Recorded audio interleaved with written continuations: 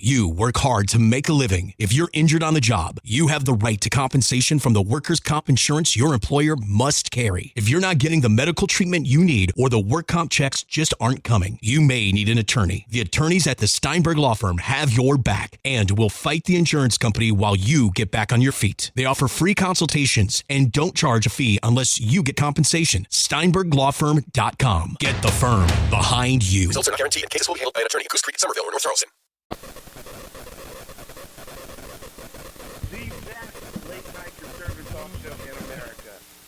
Radio, and listen, there are no people better on the air to give you the best in conservative talk. Sackhead Sean and Sackhead Clint. And we're working on the immigration papers for a certain other guy who happens to work here too. For those who are tuning in around the world to the best late night conservative talk, Sackhead Radio. Radio. Radio.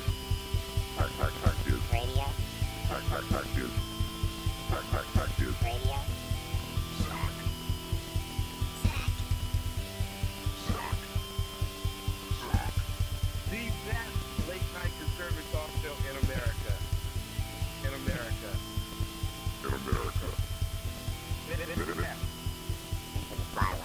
And in this web was a large, I'm pretty sure it was the biggest spider. How the hell do you work this thing again? Where am I? Who are you? Where are you? What? Who am I? Where am I? What's that owl thing, right? Who is that? What is that? You remember that meme you sent me forever ago? The fuck is that? That's what I feel like right now. I agree wholeheartedly. Hey, it's the Sackheads Radio Show. Wait, what? I'm live from the SHR Media Network. Oh, man, it is the 15th of March, 2017. Thank you so much, everybody, for joining us. It has been an absolute whirlwind of a month, and I am glad to be back in the seat. I am glad it's almost over. The month? The month? We're not even halfway through it, dude. The year. Oh, yeah, no, thank God. The year. Right. That's what I was like. Come on, don't be ridiculous. It's just been one of those crappy years. Yeah, it's just been a weird... Not crappy, just weird. Yeah. Like some parts have been very crappy. I agree. I could go into detail about crapaliciousness, but I won't. But yes, 2016 truly sucked, and 2017 is well on its way to matching or exceeding that. Yeah. It's scary, but it's absolutely true. I just, when you're like, hey, this can't be too bad, and then all of a sudden, like, the world... No, totally nailed it, right? The world just starts punching you in the face over and over again repeatedly. So, yeah, that's always fun. Only one consolation, I got my damn taxes done. Hey! Yay! Sometimes, Way to give the government money. Yeah. Not like I had a choice. Wait a minute. What? Yeah, no, the only thing you did was... What happened to my headphones? Can you hear, Clint? I had to turn the mix down a little bit. Yeah, I can't. I can't hear, but I know everybody's listening to me because we just have that kind of voice, DZ. Well, everyone was saying right. that there was some overmodulation. There we go. So much for headphones. No, it's there. Wait, did you go dead? No, I just Don't say that to the man. not much. That's not a nice That's thing why to I'm close say. enough anyway. Well, at his age, I have to verify occasionally. I'm saying right? I'm close enough. You never know. Wait, BZ. I did think I was going to walk into that tonight. I'm not going to lie. Oh, man. Of course, the question in the chat room is, did you pay them $38 million like a certain president had to? Obama? Now, if I made... I didn't know we were starting with jokes. Oh, yeah, General Jackassery. If I made 150, I wouldn't mind the 38. But no. Oh, man. So, yes, it is honestly very nice to be back, and I apologize for the last couple of weeks have been hit and miss. Just had a lot going on this end. A lot of personal... Yeah, a lot of weird personal stuff. Yeah. But it happened, so you just suck it up and move on. I do want to give a shout out to BZ for carrying the show last week all by his lonesome. and really, It was lonely. I was very lonely. We're sorry. You don't have to be sorry. I was just lonely. it's one of those things though that I really appreciate with you guys, and of course you've been picking me up for years, vice versa. But BZ, how well you've kind of slid into the little Sackheads group here. To be able to help pick up the team when we need it the most. So I just want to say thank you. Well, you're very welcome. And like I said, the show must go on and the spice must flow. Well, no, seriously though, thank you. You said I want to say thank you also. I appreciate it. There's been a lot going on with both Sean and I, and so you stepping up and doing that is huge. Really appreciate it. Well, you're very welcome. It's my pleasure. You guys made a big deal. You said I'm an actual sackhead. You are. So I took you to heart. Yes, as you should. I was a sackhead. You're still a freaking rookie, but you are an actual sackhead. I could come in and sit in the chair. No, it's appreciated. No. Hey, does this mean we can't call him Boot anymore? No, we're gonna. Yeah, I was going to say no. He's still a boot. Well, so. then when do you get off probation? In the Sackheads manual, when do you it's 12 months. Yeah, 12 I think months it's a day. 12 month. Well, we can review it and day. extend it if needed. Yeah, you get to and an interim reporting period if need be. And then I could. But the good news is nobody's ever been fired off of probation from the Sackheads. Well, unless you're on double secret probation. Well, and that's different. That's totally different. If you look in the bylaws. Have we done his 90-day review?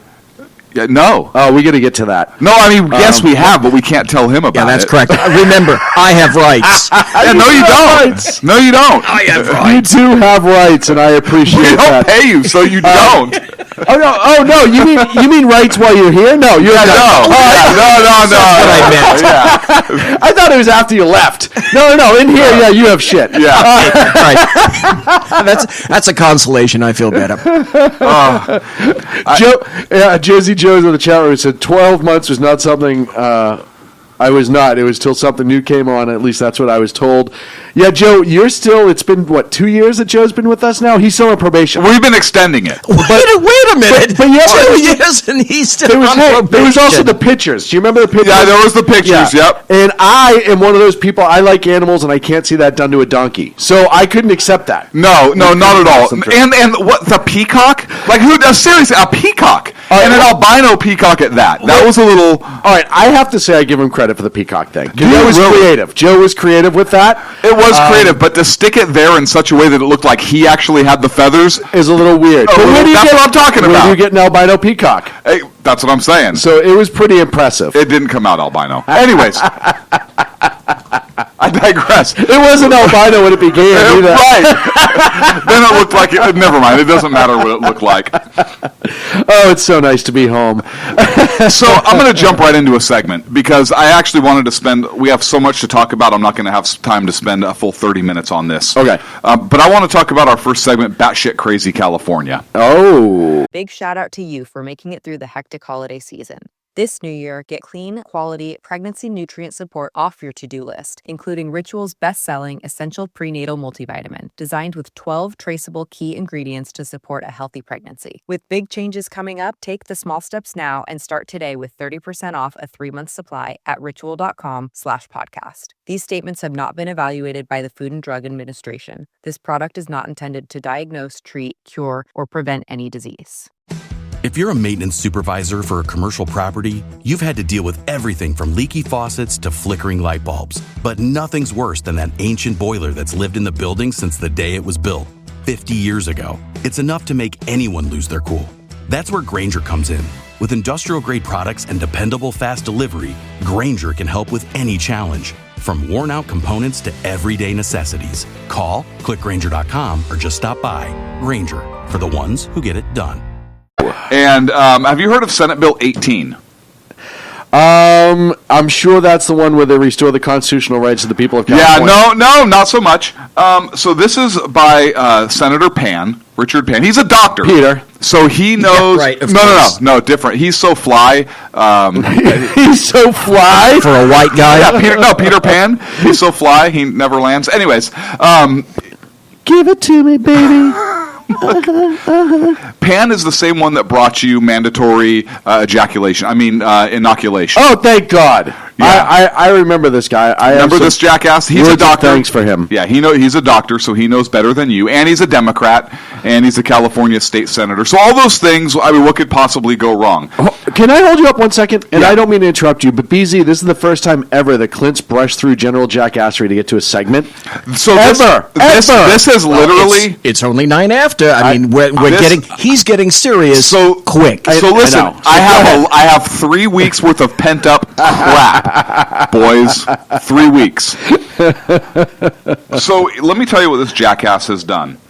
The good news is it's called like the Youth Act, a Bill of Rights for Children and Youth in California. So right there, what could possibly go wrong? Right. So let's examine the Bill of Rights for Children and Youth of California. And the very important thing here is we have to really look at the verbiage used. And I see fingers typing away as we speak. So here, let me read this to you. I'm going to kind of skip through all the initial here's why we're doing this. And I want to read the bill. So Section 1, the legislature finds and declares that all children and youth, regardless of gender, class, race, ethnicity, national origin, culture, religion, immigration status, Of course. sexual orientation, or ability, have inherent rights that entitle them to protection, special care, and assistance, including but not limited to the following. So Firearms? Nope. Oh. So here we go. First of all, this is the state of California giving rights to youth. Now let's brush past the initial obvious problem of the government doesn't freaking give rights. Rights are inherent. Actually, Clinton, you're obviously wrong because they're doing it. Because they're Right. obviously Exactly. because if the government gives rights, then they can take them away. Right. So this is the first glaring problem with this legislature. The legislature finds and declares that they have rights. Thank Bullshit. goodness. Okay. Thank Number goodness for one. them. Number one. Those angels of mercy. Number one, let's now listen to the verbiage. And I'm quoting, by the way. I'm quoting from leginfo.legislature.ca.gov. So this is the actual text language of the bill. This is not me summarizing. Number one, the right to parents, guardians, or caregivers who act in their best interest.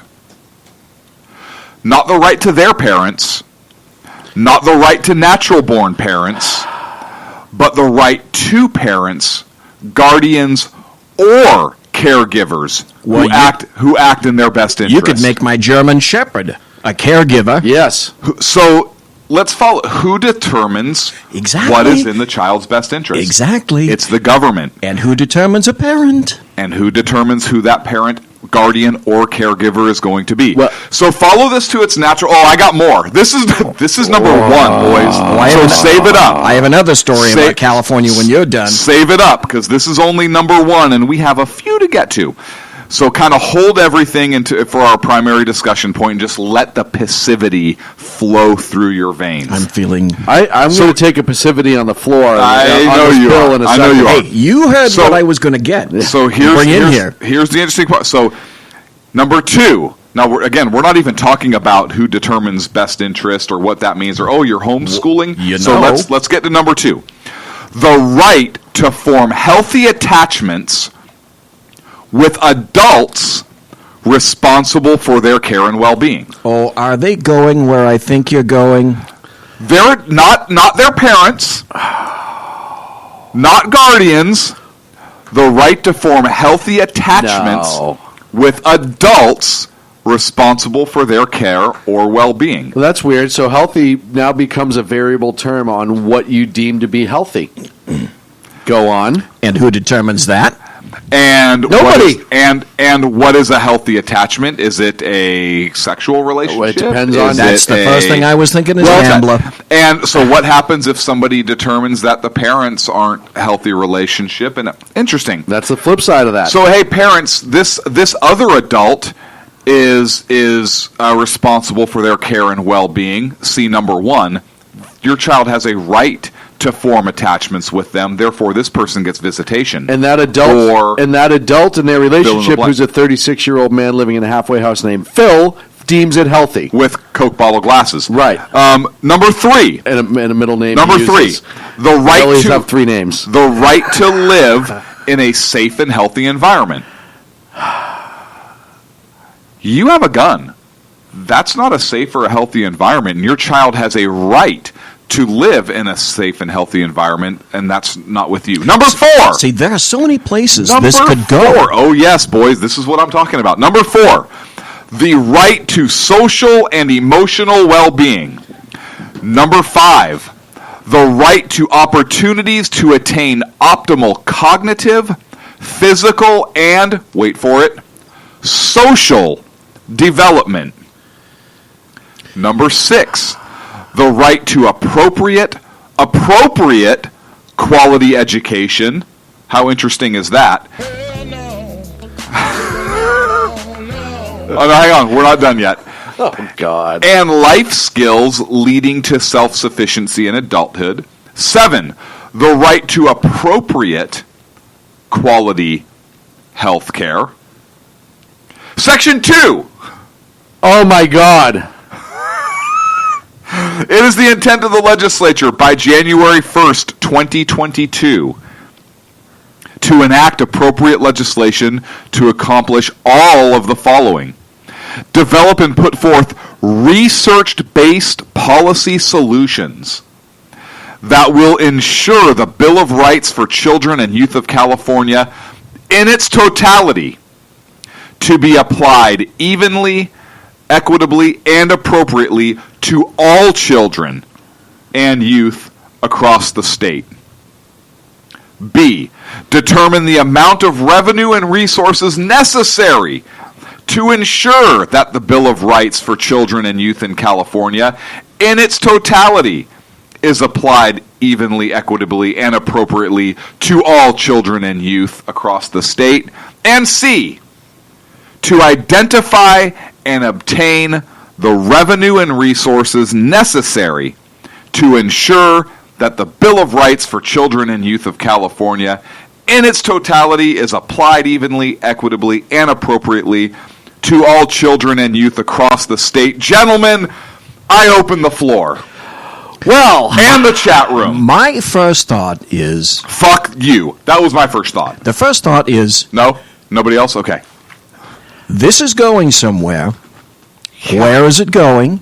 You know where it's going. Yes. And the other thing, because it's so encompassing, it's so it takes everything and it's so loosely worded. There's You know where it's going. that Yes. it can be interpreted any way you want. Yes, and you know which way they're interpreting it because you look at who put this forward. It is a communist named Pan. Right. It is now the government controls your child, and you as the parent are removed out of that role. Who else did something like that? Did China do something like that? Wasn't there a Nazi Germany youth something? Well, or other but see, it's where like they- That was more like a Boy Scouts. It's right, like because they had uniforms. it's like censorship. Who determines all of these things? you Not know you. who determines all of these things. Not you. Right. Not No. me. Right. Not the people in chat. Government. Right. A bunch So- of dumbass bureaucrats who want to be able to control the mindset of your child so their asshole descendants in a couple years get voted in. It's so overarching, so massive in scope, and leaves things so loose that it can be interpreted by the government in any way. And Clint, just like you said, the environment, a safe environment. Well, who determines a safe environment? Well, and what is a quote unquote Eating meat? Is safe- that a safe Right, because all you environment? need now is a doctor to say that this is no longer safe for a child, and now whatever that is now out. Like you said, meat. Well, that's not really. I don't think that's good for a diet, so I don't No. determine that to be good. Hey, CPS, this guy's feeding meat to their child. Yes. That's a huge no-no. Well, then they don't have a new enough automobile. Right. Because they don't have side airbags in their automobile, and that's not a safe environment. they can't transport their child, or they have to go for government transportation. Right. Because that's acceptable. You know what? We'll come and get them for you. Don't worry, because we're going to appropriate the funds with this bill that we deem that necessary, so we're going to come and get you. Well, in the bill, it already says it's self-funding. The money must come Right. for the bill. No matter what. What? It's like the first thing I was thinking, and I don't know if you know who Pan is, Clint. I know exactly who he is. The first thing I was thinking Yeah, is, he's a doctor. Is this dude a homosexual, transgender?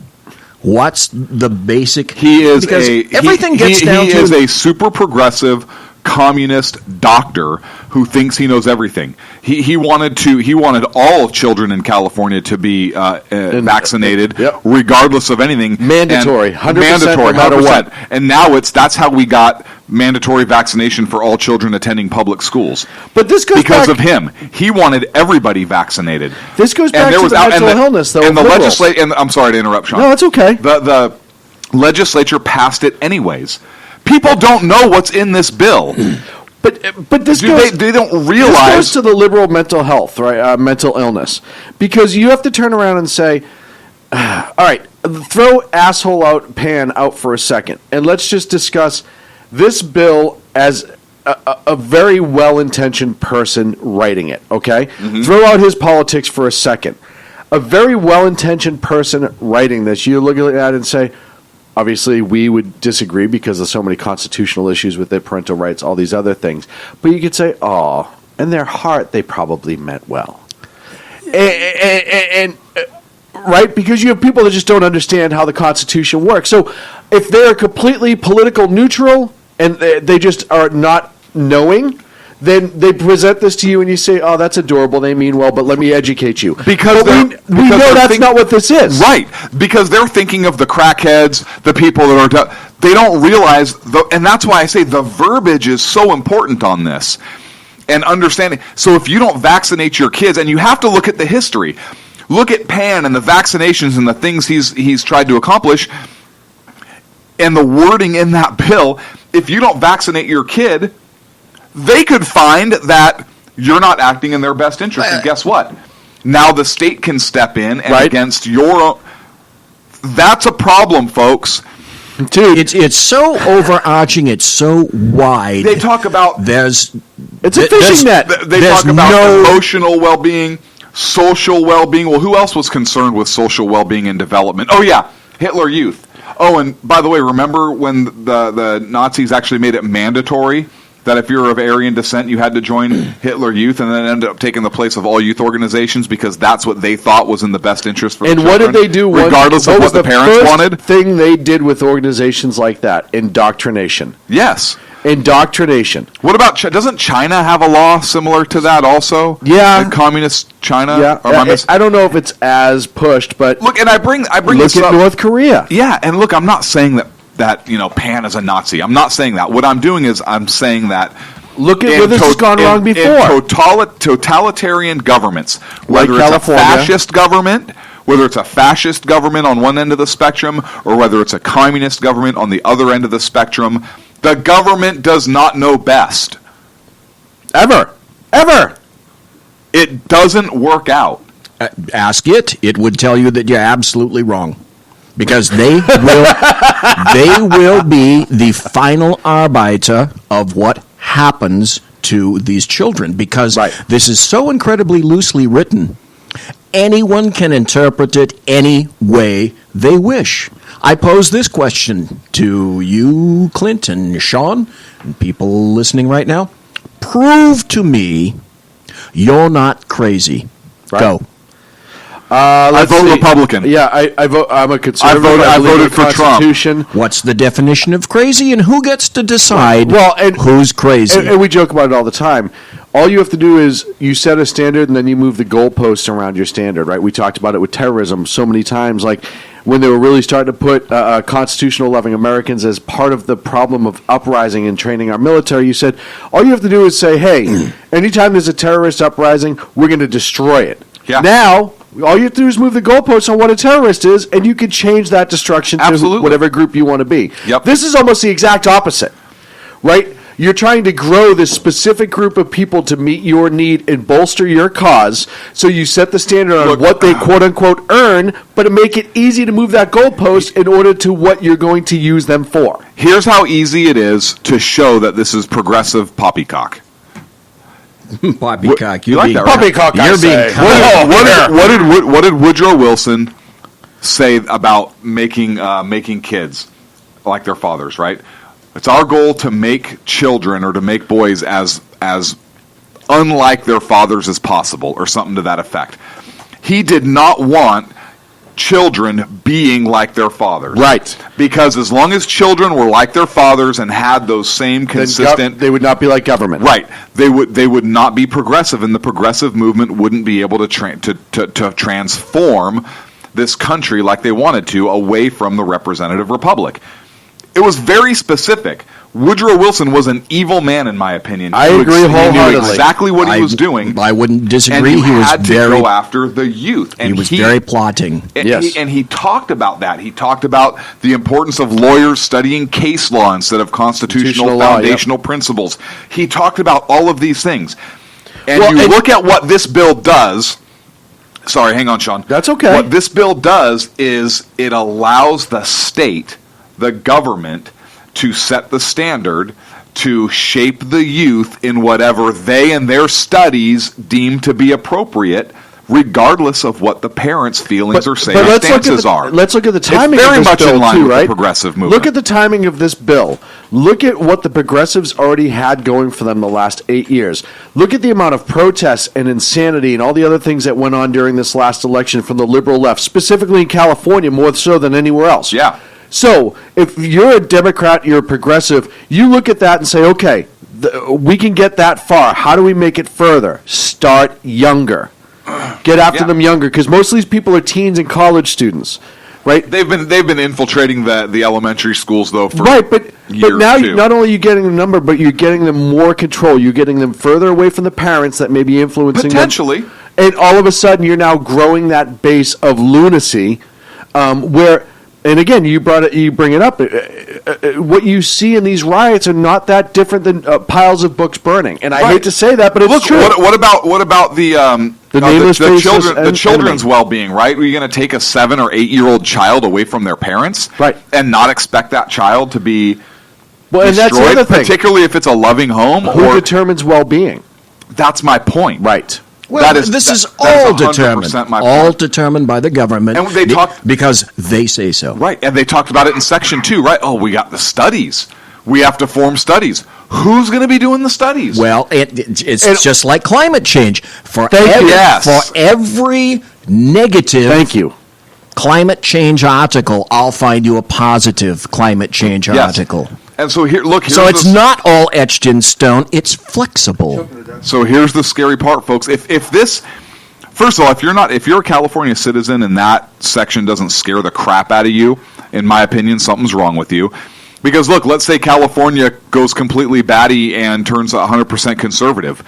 And now the conservatives say, "Oh, well, you know what? Why are you raising your child like a hippie? Right. We think that's wrong. So now we're taking. So Well, this should scare everybody, let's regardless let's of. be But honest. it won't be, because it's not targeted to scare Democrats. They're going to jump all over this and go, "Oh, this is a beautiful thing." They want to say they know the wording. Of course it is. Right. Of course it is. But does that mean that if a true fascist comes in there that they couldn't use this same law? If that Of doesn't course scare they you, could. you might be a liberal.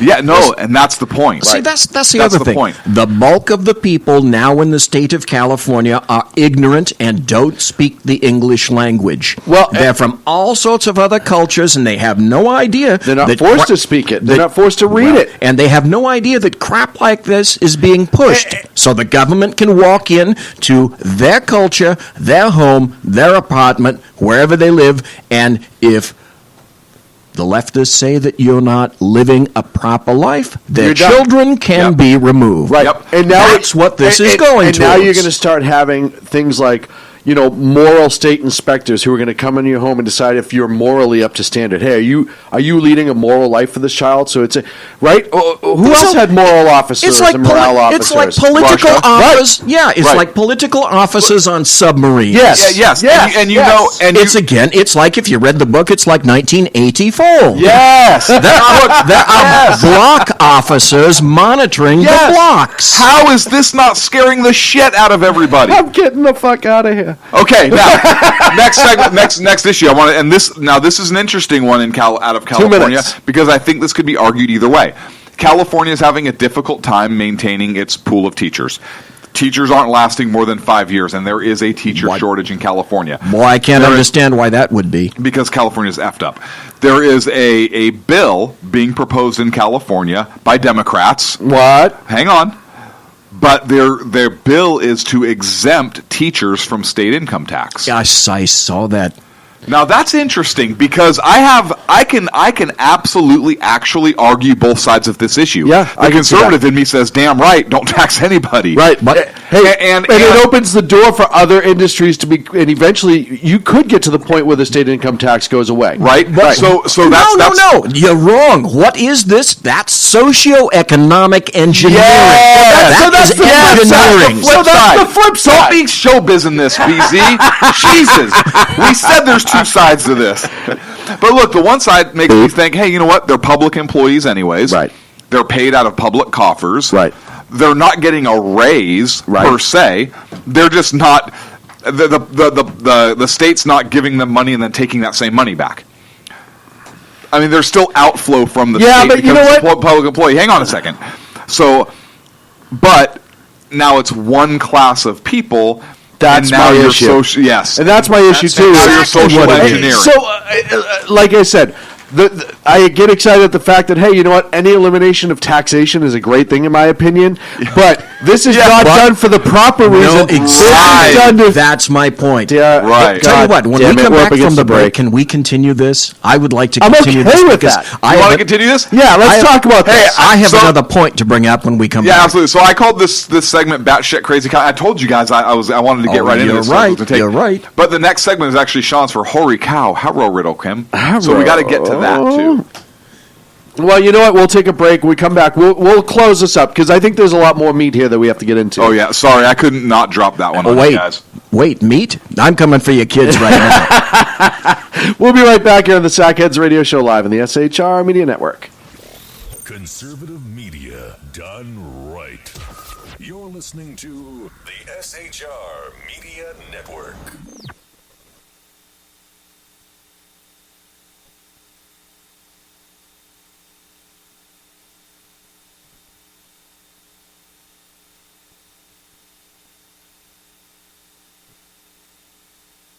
Hey, it's Sean from the Sackheads Radio Show, also one of the owners here at the SHR Media Network. Are you opinionated? Have you ever wanted to do your own show? Have you ever heard somebody like the Sackheads and go, yeah, I could probably do that better? Well, now's your chance. Send me a 5-minute clip at sackheadsradio@gmail.com, and maybe you can be part of the SHR broadcasting team.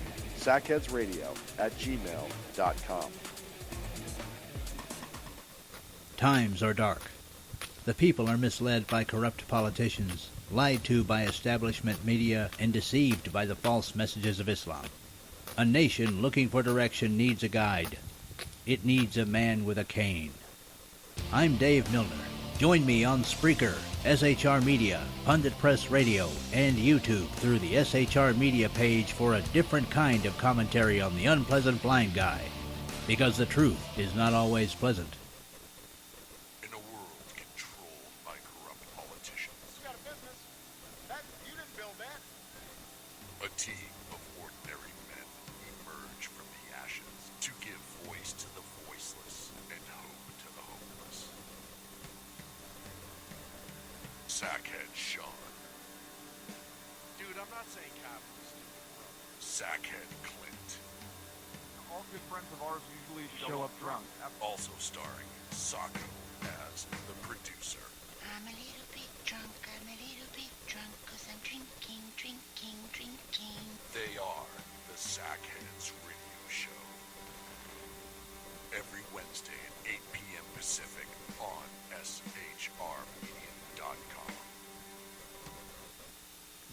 the bloviating Zeppelin. He's big-footed enough radio shows to last a lifetime, courtesy of Sean, Clint, Ken, and Jersey Joe. Now it's time for him to waddle on his own 2 feet via the glorious SHR Media. Gird thy loins for the bloviating Zeppelin's Berserk Bobcat Saloon. Coming soon to Ossicles near you. Excelsior. Conservative media done right. You're listening to the SHR Media Network.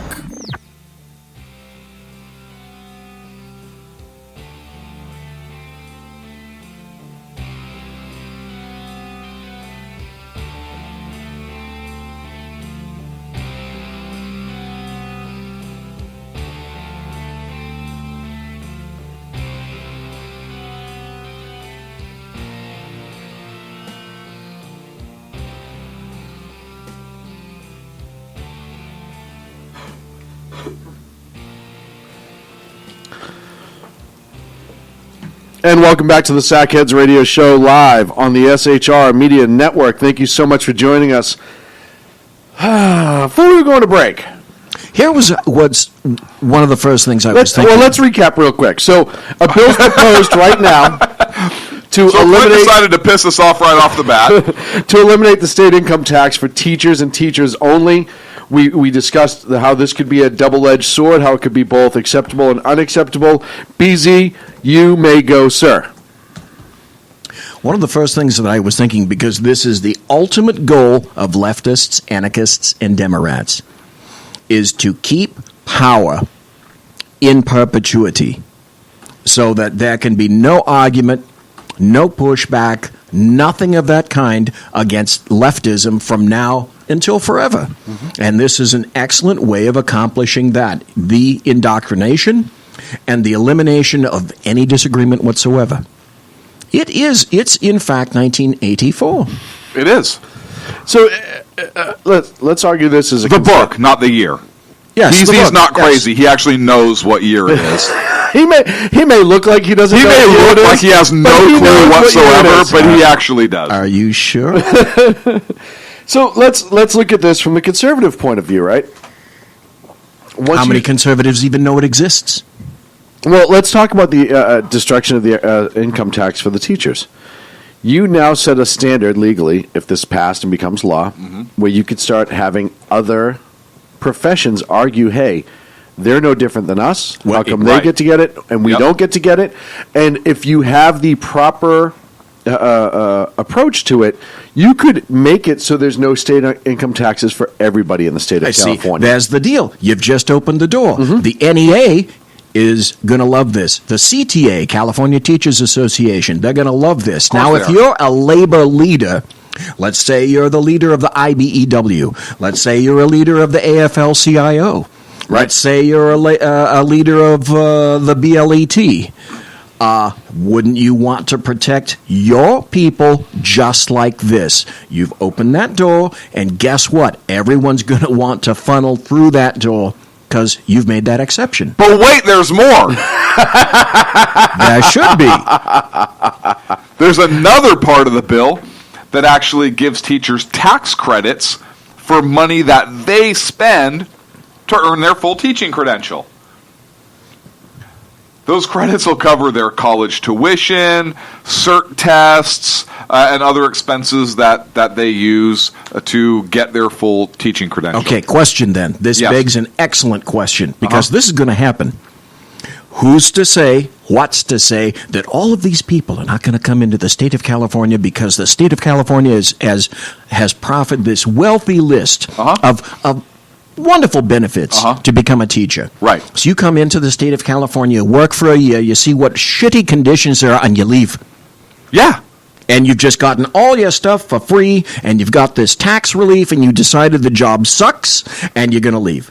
And go to another state and actually teach. Yes. In free America. And how can they keep you here, right? Do you have to, are you going to sign in? You can't be press ganged into teaching. Will part of that agreement, though, be, you will teach for 5 years in the state of California or lose But that? it doesn't mention that. That could be part of it. Right. Perhaps you do have to sign a contract before you come in. Can you enter into a contract with the government? Oh, of course you can. You bet. Yes. Yes, you can. Yes, Yeah. because it's your decision whether or not you sign on the dotted line. Right. Just like an NFL player. Their contract. It changes. You are what you negotiate. Their contract with a private company. Yes. Yeah, but of course you can enter into a state contract. Look at But- Van Jones. He's going to stay contract.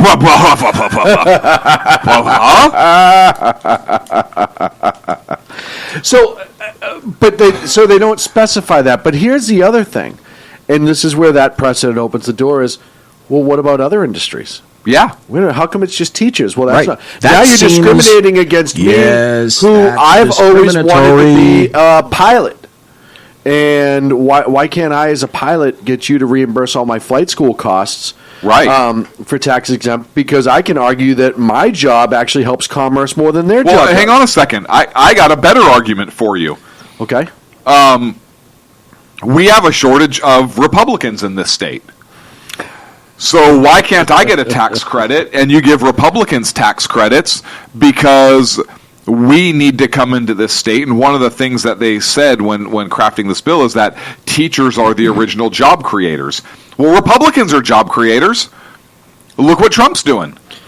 Look what Reagan did. Yeah, So, and I think there should be tax credits for Republicans. Why not? Hey, at the end of the day, look how much money we pump into this economy on firearms. Yeah. Because unlike the Democrats who have firearms, we pay for them. Yes. Oh, Democratic voters, sorry, who have firearms. We actually pay taxes on them. Yeah.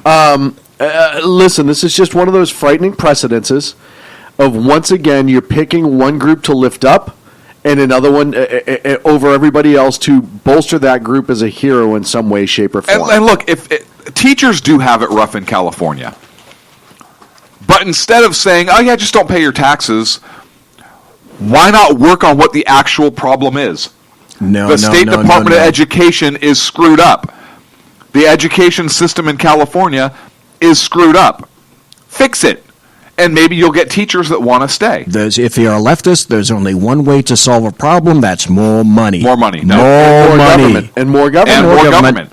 And more money for government. Look, more money. Get a school voucher program. Let charter schools and private schools pay their teachers more. Right. There's a contract out on you right now just for having said that. You do know that. Hey, good luck. Bring a fucking lunch. You come after me, bring a lunch. That's all I'm saying. Look, there are other things you can do to make that. Do I think our teachers deserve top pay? Absolutely. Do I think our teachers have a vital job in society? No doubt. They have a vital, vital job in our society. But is excluding one group from taxes for political purposes or for whatever purposes to engineer something, is that right? And I don't believe it is. There are other things legislatively that you can do to ease the problem, or even contractually that you can do to ease that. I have a question, and it's specifically to you, Clint, and to you, Sean, because sir. I know you guys have kids. In the education system here in California, I don't have kids. I'll be the first one to admit that. In budgets, what is called discretionary spending anymore, because of all the mandatory spending that exists in a governmental budget, your discretionary spending is getting smaller every year. What is a teacher's base in terms of what's the percentile of mandatory training, mandatory teaching that these teachers are told they have to teach? And do they have any discretion whatsoever in teaching anymore? I think that teachers actually... Can they actually have fun? It depends on the doing school. their job. It depends on the It school. depends on the right? school district. It depends on the school districts have a huge part in it. Huge part in it. Because if you Look, can't my kids don't go to a public school. Of course not. Absolutely not. if you can't have fun at a job, any job, why would you go? So you're just going to dump on me like that? My kids don't go to a public school. Absolutely not. And then you looked at me. That was kind of a jerk thing to do, too. I not only looked at you, I spit in your general direction and tied you off. And then you turned around and tied it into how that was now leaving my child in an unsafe environment for sending in it. So see the first segment we talked about, I'm in trouble. You're Well, that was I wrote all that down and held it up for you. You're gonna get a knock in the middle of the night, Sean. Someone's gonna come Won't even be a knocking on your knock. door. Won't even be a knock. It's just going to be a thump to the head.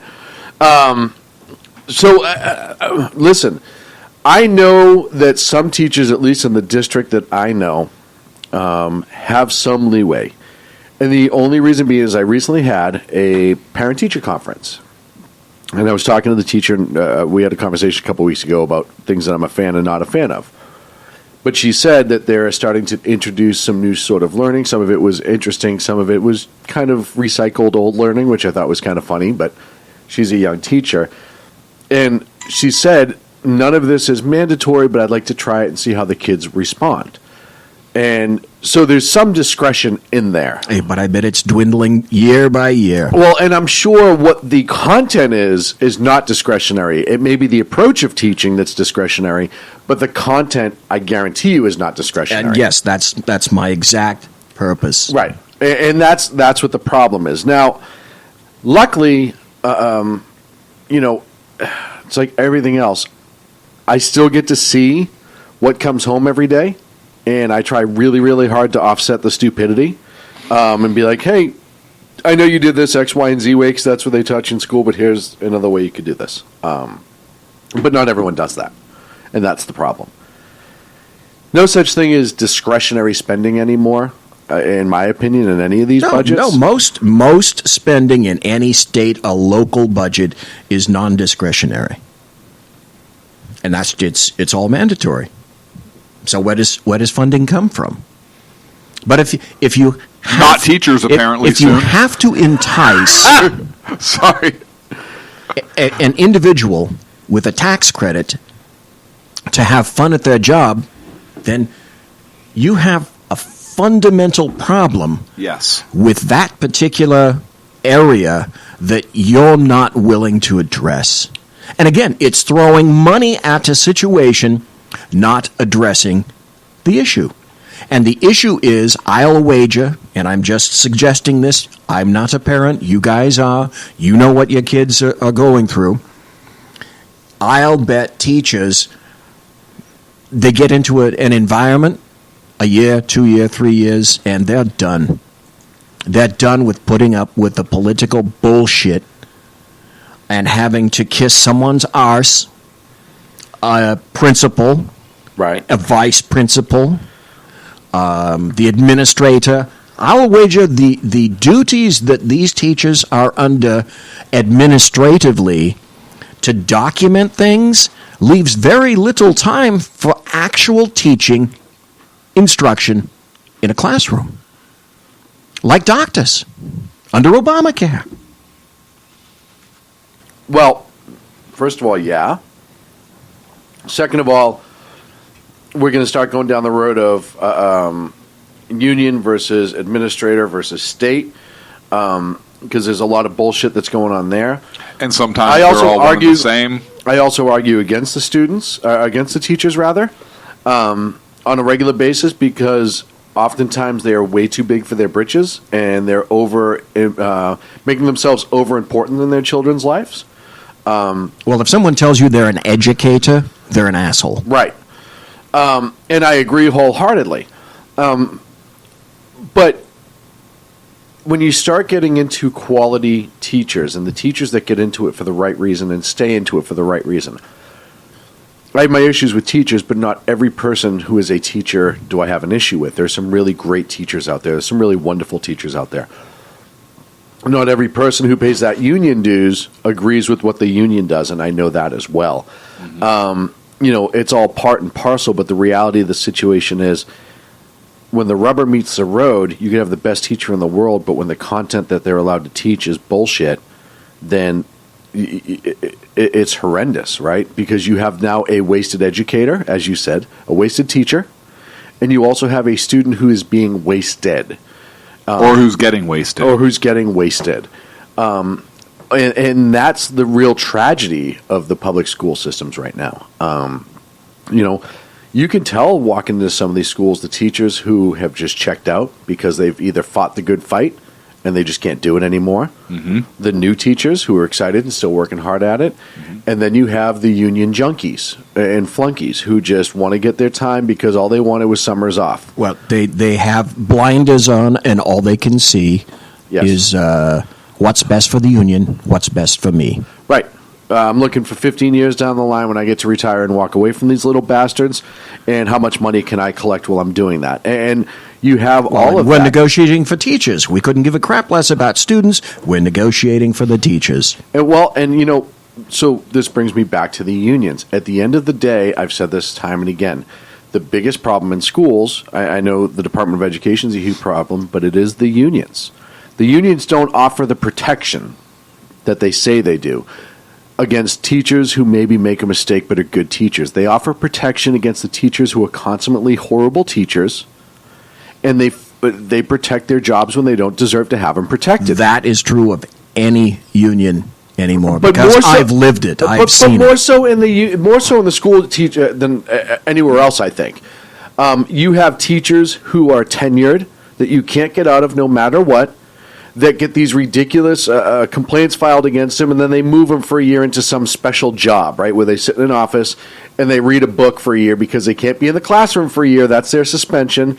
And there's no other job for them because they're a teacher. And you can't fire them. Right, so they're collecting their salary doing absolutely nothing. Okay. I hate to cut this short, but I have one more point to the batshit crazy California. Oh, that's fine. And then I have another one when you're done. Did you guys see the video of the Senate leader De Leon confessing in public that half his family is here illegally? I didn't see the video, but I read the article. No, and did you happen to see De Leon, who had an individual, a Vietnamese lady, shut down and physically removed from the legislature because she was saying things against Tom Hayden, who was a North Vietnamese punk. Yes. And she lived... And the legislature was honoring him. Yes. Yes. The and California state legislature she said, here's the deal. If I had not left Vietnam and come to the United States, I'd be dead today because he's supporting the North Vietnamese. Yep. That's what you need to know about Tom Hayden. Boom, done, shut off, gone.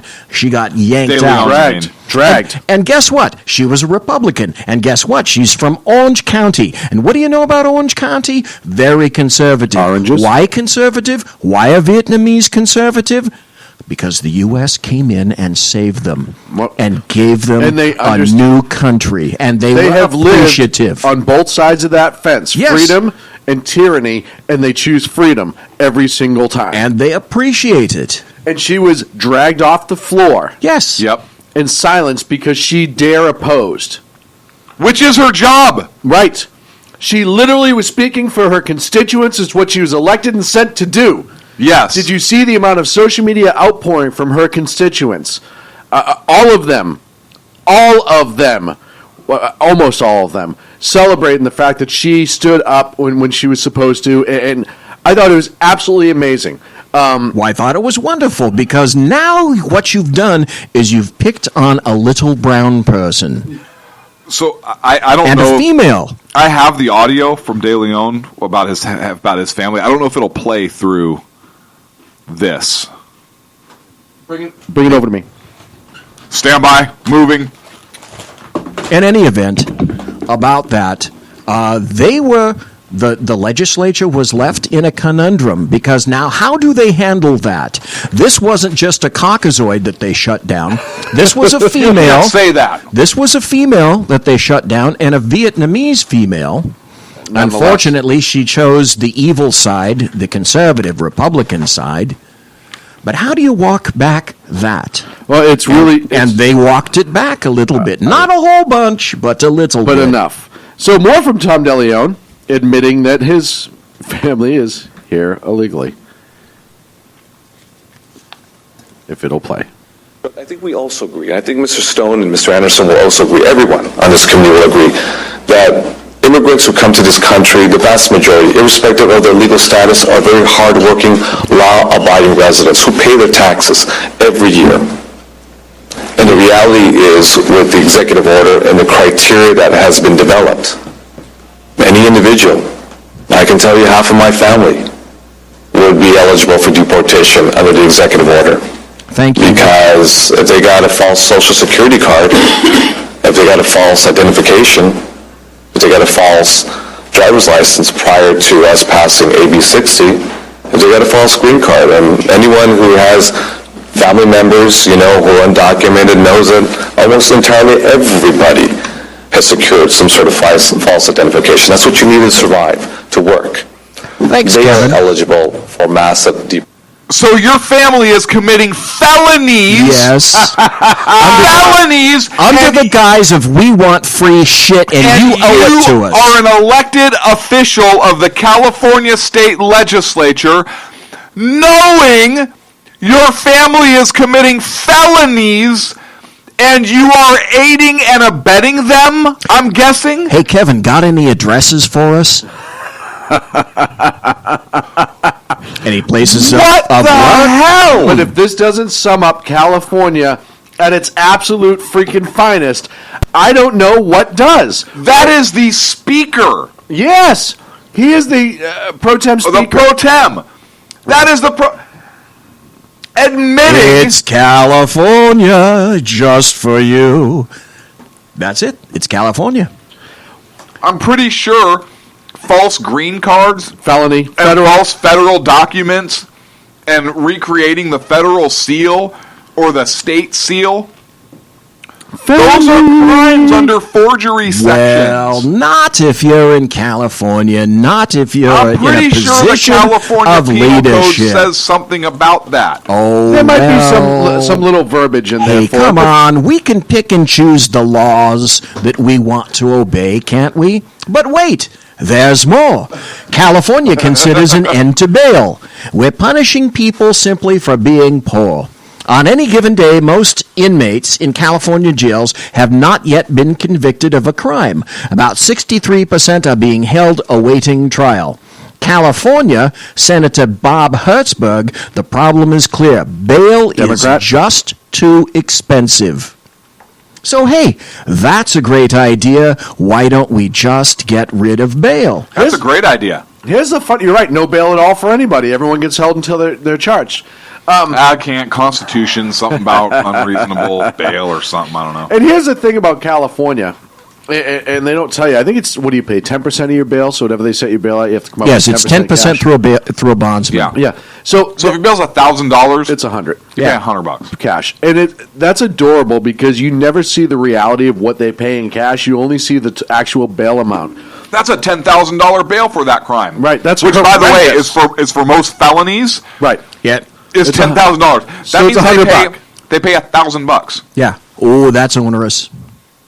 Absolutely onerous. But wait. What I'm saying is if we eliminate bail, what about all the people that got bail there in the first place for political reasons? What would Mothers Against Drunk Driving say if you arrested a drunk driver and came in and just went through the process and then kicked him out the other end? What happens, honestly? I wonder what happened with domestic violence, 273.5 in the state Yes. of California. Yep. Why would we want to make them bail? Well, if you're not going to bail, or if you're a law enforcement officer in the state of California, isn't your first question, isn't the first thing you're thinking is, why am I out here? Well, What about How do I wait a stop minute, wait a problems? what about robbery? let's look at the big picture, though. Seriously.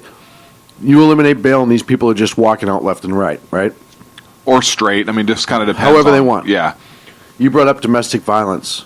Is the state legislature going to be responsible the first time you bail one of these guys who maybe No. be a no bail normally? Of course and not. now they get bailed and go and kill their wife or husband? Of course not. Who's going to be responsible? because And they're- it because- happens. It happens, which is why Yes. the domestic violence laws were so stringent. Well, Yes. Sean, they have restraining orders. Right, and Stops the bullet every time. That little Every piece of time. paper stops everyone. When is the They actually last started writing them time? on Kevlar. Did you know that? Now you're just being ridiculous. Because right now, in domestic violence situations under 273.5 and also under 13,700, there are no bail situations for some circumstances of domestic violence. Let's just take away the no bail. But no bail is wrong in line with not having bail. That's because right. if they do away with bail, then no bail is okay. Well, what's a standard? Says specifically no bail. It may not be bailed. Perfect. Right, perfect. I love it. What's another no bail? Another no bail is Murder. manslaughter and murder. Well, let's make it even across the board. Why should a murderer? Why shouldn't he or she have a right to walk out the door? They haven't been convicted of anything That's yet. Right. No, sign a promise to appear, and there you go. Goodbye. Because we know you'll come back. Back where I come from. Oh yeah. Back where I come from, if you're arrested for domestic violence, before you release it all, even if you get a bail amount and have the money, they will call the victim and say, do you feel comfortable with this person being released? Yes, if they say no, they exactly. hold them. Yes. They hold them. Well, and also in California, we have the notification law. When someone is getting out, a phone call has to be made to the victim saying that this person is being released. Oh, they should do away with that. Why? That's just mean. Why single that person out? It's evil and mean and that oppressive. is evil. When you that person hasn't open- even been convicted yet. When you open doors like this, leftists, you're not doing what I call the logical extension. There are unforeseen circumstances and situations when you do something like this. You don't seem to be considering those things at all. Each decision is made in a vacuum because it feels But if good. you're considering the group of people who vote for you, who get affected by this, they are vacuums. Then it is affecting somebody. Vacuous. I say it all the time. This is absolutely all about garnering votes and not protecting anyone or taking people's rights away to better control the populace. Well, and keeping your leftist mindset ensconced in politics in perpetuity. That's to make sure that there can be no pushback, there can be no disagreements. Absolutely. It will be the whatever you say it's a free forever. society. It's a free and open society. And so beautiful. And of course, the sound of Hillary Clinton So barking beautiful. means it's the 9 o'clock break. We're up against a break. Wow. When we come back, North Korea. I don't know. I had a lot of fun. Sean. Holy cow.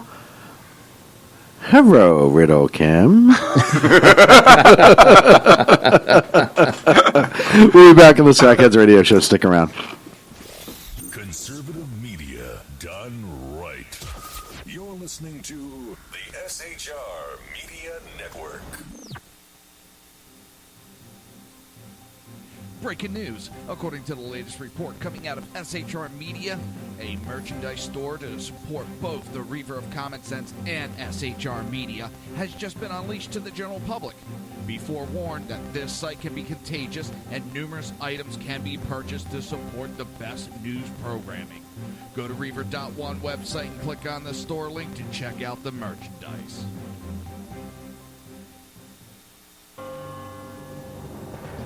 Hello, I'm Matt, a student at Hillsdale College. Here is Hillsdale President Larry Arnn on the continuing relevance of the Constitution. Many argue today that the Constitution is outdated because it addresses problems peculiar to the 18th century.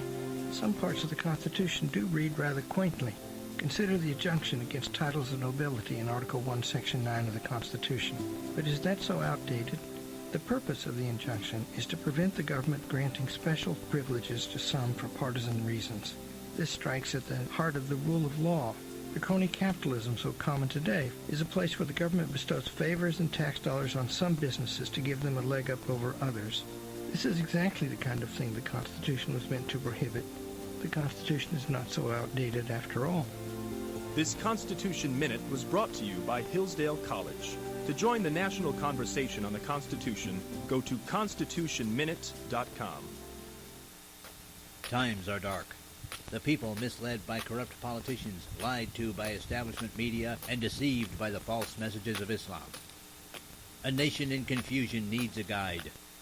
It needs a man with a cane. I'm Dave Milner. Join me on Spreaker, SHR Media, High Plains Talk Radio, Live Rebooting Liberty, and YouTube for a unique brand of commentary on the unpleasant blind guide. Because truth is not always pleasant. In a world controlled by corrupt politicians, got a business. You didn't build that. a team of ordinary men emerge from the ashes to give voice to the voiceless and hope to the hopeless. Sackhead Sean. Dude, I'm not saying Cap was stupid, bro. Sackhead Clint. All good friends of ours usually show up drunk. Also starring Sacco as the producer. I'm a little bit drunk, cause I'm drinking. They are the Sackheads Radio Show. Every Wednesday at 8 p.m. Pacific on SHRmedia.com.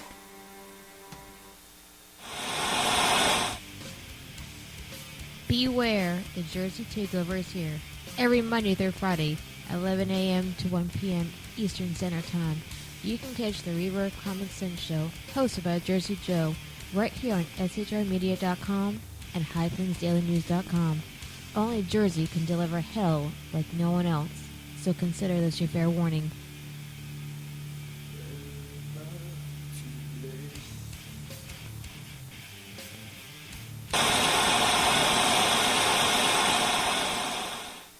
Conservative media done right.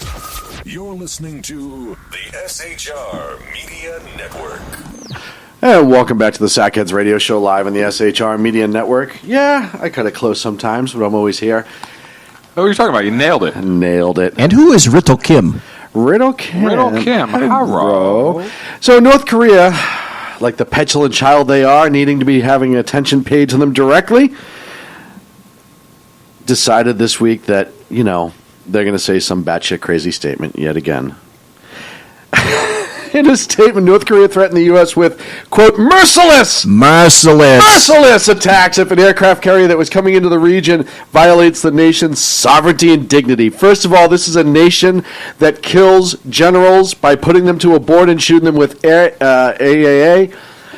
I don't know if the dignity part is really there.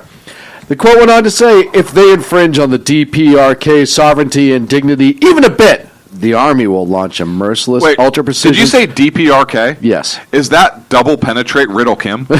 Double penetrate Riddle Kim. So, if we try to double penetrate Riddle Kim in his dignity, even a bit, its armies will launch a merciless, ultra-precision strike from the ground, air, sea, and underwater. Launch the ultra-precision strike! This all takes place as the U.S. military is conducting exercises in the region with South Korea, our ally, that includes, and I love the fact that this is public information. I always hate when they do this. The training will include segments of SEAL Team 6, the Rangers, Delta Force, and the Berets. Well, that's the kind of stuff... plan to decapitate, according to... that's the stuff Trump was talking about. Why do we make our stuff so public? The Carl Vinson Strike Group is entering the region as part of these trainings. But here's why. Here's why. People believe that North Korea will have a fully capable intercontinental ballistic missile capable of delivering nuclear payloads to the United States mainland within a couple years. Certainly. That's the belief. That's why now people are going, Riddle Kim, oh crap. Why wouldn't they? Iran already has ballistic missiles that they can drop on Israel at a heartbeat. And of course, Israel isn't all that far away, actually. The funny part about nuclear weapons is, as we've learned, is it only takes one or two. To ruin your day. To ruin a lot of days. Yep. And unlike our usage in World War II to further prevent a conflict and to minimize loss of life, which is why we chose to go with that nuclear option in World War II. The conflict was getting so bad, so many people were dying, that the decision was made that if we showed an overwhelming amount of force and two quick strikes, it would destroy the will to fight for the Japanese. And it did just that. Well, they also hypothesized that if we had to physically invade mainland Japan, the casualty rate would be about 1.5 to 2 million dead. It was to save lives. The weapon that is in Kim Jong Riddle Kim's hands would be to take lives. It would also be to destroy the enemies and to maintain power. Because you look at it, they know a lot of South Korea's financing, military training, etc., comes via the U.S. Don't get me wrong. ROK Marines are some of the hardest Marines in the world. The South Korean military is very capable and able. That's very true. But it's not. That's the will of their people who are behind the machinery. A lot of their machinery comes from here. So they know if you take us out of the equation, you now have a much more able shot to invade and hurt South Korea. Everybody, they know that. This guy will kill anybody who gets in his way. We go back to his brother, his half-brother, that is now dead because two women with poison needles, I still love in the airport. In an airport. It wasn't, what, that's... Stabbed his chubby little ass. Yeah, but his ass ingenious. Was not, it is. It's something out of a bad movie is what it is. This all dovetails. You've got South Korea now weak because they ousted the premier, the female that was there because of corruption, rampant corruption. Yes. Including, I think it was Daewoo and Samsung. Yes. As a matter of fact. So now you've got South Korea now a little bit weaker in terms of that. Right. Then you have THAAD, THAAD, which is our terminal high altitude area defense system that we want to put into Japan because Japan said that they were considering first strike options against North Korea. Yep. Now that we've installed, or we will install that system in Japan, now we're considering moving it into South Korea. Well, and before we go any further there, China weighed in and said, if you do that into South Korea, we're very upset because already we've reneged. The Trump position is now we're sort of looking more favorably on Taiwan, which also pissed off the Chinese. Well, and here's the other thing, too, with the Japan, moving the THAAD system into Japan. I'm 100% convinced, not just North Korea, that's also because of China. Yeah. Yes, it is. And the South Korean one is also because of China. Yes. Right. And don't get me wrong, North Korea is a very viable threat, but with everything that China is doing militarily right now, we have to put ourselves and our allies in a position of safety. Well, and that's actually in line, the China angle, with all of Trump's rhetoric on the campaign trail. Because what did he talk about? He wasn't talking about Russia as our number one threat. Right. He talked about China a lot. Yes. And everybody... I think China is Trump's focus. And look at how many times we've had to talk about China on this show. Look at the South China Sea. Look at how many times they've intercepted and caused problems, and now they have an aircraft carrier. I think Trump recognizes China as the biggest threat to the U.S., economically and potentially militarily. They have an artificial island in the South China Sea that no one stopped them from building, so now they have an airfield that they built. Who's to stop them from doing that someplace else? No one yet, except for perhaps Trump. Right. Yeah. It wasn't even on Obama's radar screen, so there they are. It was. He was probably looking for a nice place to put umbrella and maybe play a little volleyball on the beach. No, it's, we have a lot ramping up with this right now. And Kim Jong-un, real Kim, has a tendency to do stupid shit. More so than his dad ever did. Because I think, and I've said this before, I'll say this again about his mental status. I think his dad knew that he was a bullshit artist. Like, I think Kim Jong-il, whichever. I think Kim Jong-il, the dad. Il's the dad, Un's the kid now in power. I think Kim Jong-il knew he himself was the bullshit artist, right? Mm-hmm. He absolutely knew what was going on. He absolutely knew how to keep people down. He knew how to saber rattle just to get attention. Well, what did his saber rattling do? It got money. Right. I think Kim Jong-un is so batshit crazy. I think he's a firm believer he is who he thinks he is. The power he thinks he has. I think when you see him overlooking those military operations where he says something and they make it look like he said it, but then the real generals say, no, do X, Y, and Z. I think in his head, he's calling the right shots. I really think this guy is so mentally insane that he is convinced he's as good as everybody else in the country has to believe he is, or they get killed. Well, and who has he surrounded himself with?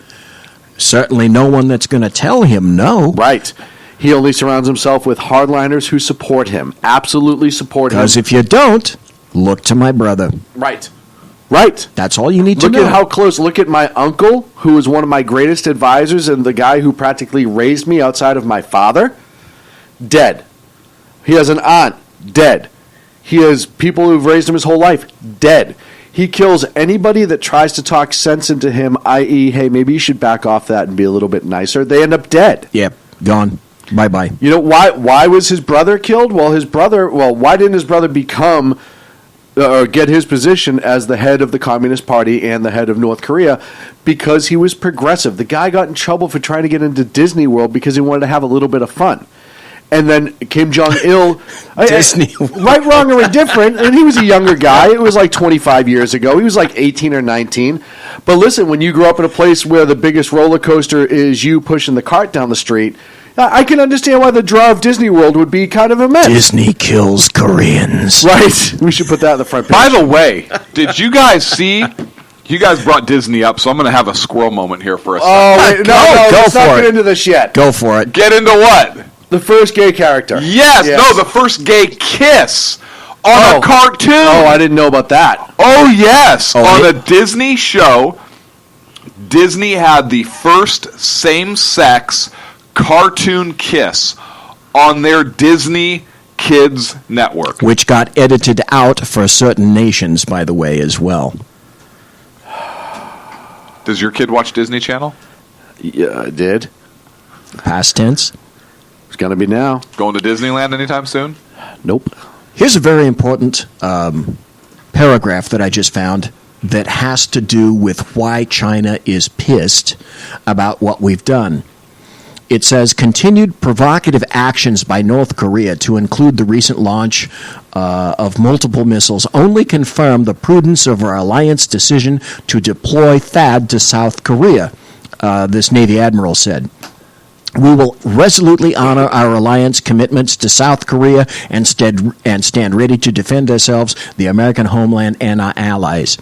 Here's why China is pissed. The THAAD system is a strictly defensive capability, and it poses no threat to other countries in the region. It's designed to intercept and destroy short and medium-range ballistic missiles inside or outside the atmosphere during their final phase of flight. THAAD interceptors do not necessarily add much capacity to counter the North. This is important. THAAD interceptors do not necessarily add much capacity to counter the North Korean missile threat to South Korea. They're designed to intercept faster, longer-range ballistic missiles as they start their terminal phase before they re-enter the atmosphere, i.e. Chinese missiles. Well, and also, too, right, it's not for North Korea, because for that it would be, before we had really, really good targeting systems and you had the super fast jet planes trying to take out the prop planes right around the beginning of the jet age, and they would overfly them while they're trying to shoot them down because they're moving so much faster. It's the same equivalent with the THAAD system. The North Korean missiles are so slow, the ones that would reach North Korea, they're ineffective. So look at this with two prongs, right? They'll still blow up. Right, but it may not be effective. Right. So you look at this with two systems, two prongs, if you will. The Chinese threat, which we're talking about, the nuclear arsenal they have being much more advanced. But also, look what this does for the North Korean argument. Well, hey, if I'm South Korea and I can't keep them from launching, if I can't have a good missile defense system, what's the only way to ensure that they will not fire upon South Korea with a nuclear weapon? First strike. Kill Little Kim. You go in and you blow up their nuclear program. That's the only way now, right? Because the THAAD, which is our number one system, cannot do it. Right. So, and what does you that have say? to go to a first strike. Right. And also, if you get rid of this regime in North Korea, that weakens China for their bullshit proxy stuff that they do through North Korea as well, right? So you're looking at China really starting to get nervous. Kim Jong family out of power in North Korea changes the entire plateau of the Asian countries. Remember Libya? Remember when Gaddafi was going batshit crazy, so we flew some A6s Ding dong, over mobile, there? rise and shine. Yeah, we blew up. We flew F-111s and bombed and killed his son. Yeah, and did he'd show up to the UN? He'd throw tents up in Central Park. That was like 15 years later. He was quiet for 15 years. He'd talk crazy, and then he'd freaking go back home. He did these amazing speeches that were just a riot in every that would be Little Kim if we did that. But I don't think so. The training mission that they're on right now is designed to decapitate the North Korean power. That's the basis of the mission, according to the military. An exercise, so if needed, they can decapitate the North Korean power. Does that mean they're practicing to cut his head off literally? I don't think literally. I think there are two really important sentences. How else sentences. do you do that? I don't know. But please go on. There are two really important sentences in this article right now. It says the short-range ballistic missiles North Korea would use against South Korea can be defeated by Patriot, PAC-3, and PAC-3 MSE, which are less expensive and carried in larger numbers by U.S. forces. So we've installed not Patriot missile systems in South Korea, which would be more applicable, really, to North Korea. Yes. We've installed the bigger, badder THAAD, much more expensive, because the THAAD systems cost about $11 million each. So we've installed the THAAD system in Japan, and it's going to be going into South Korea, and I think some of them are already there. And China fully well realizes this isn't just short range, this is long range. Now you're looking at us. Yep. Now we could be affected if we decide that we're going to rain, for whatever reason, warheads on either South Korea, or for whatever reason we decide we want to take out Japan. Yep. That is now why they're personally affected and by this, and that's why they're pissed off. I agree. We knew you would. But it's all tactical. It's all thinking in advance, and that's why China's pissed, because they knew why they're there and how effective they can possibly be. Well, and when you have... How would they know that? That capability is supposed to be secret. When you brought up earlier, too, the softening of the stance with Taiwan... you have other Asian countries that are gravitating more towards America than ever remember before. the first thing that occurred. President Trump, in his first week, actually accepted a phone call made from Taiwan. Yes. Yep. And set a terrible precedent as far as China was concerned. You don't do that. You actually acknowledged Taiwan? Terrible. Well, and here's the other thing, too. You go back to the North Korea and China effect. So let's just say, for the hell of it, quick argument, North Korea leadership needs to get taken out. It gets taken out. Wait, why is this for the sake of argument? Well, it's just whatever.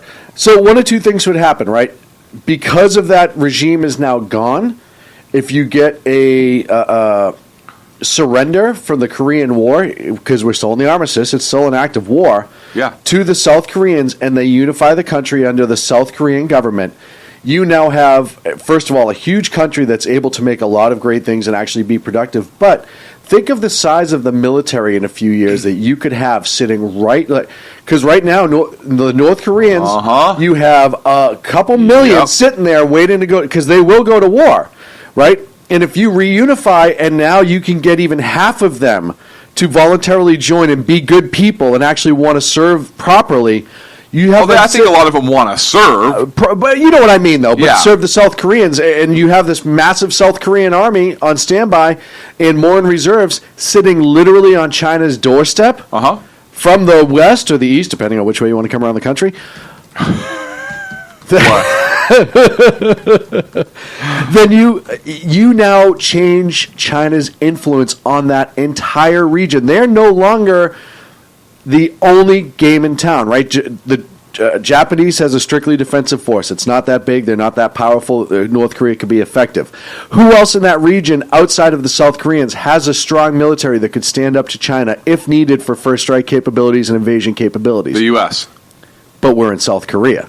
No, we're in the United States. No, you know what I'm saying, though. In that region. No, there's no one in the immediate area to stand up. You get rid of the North Korean power, and you unify that country, and you build up that military in a few years.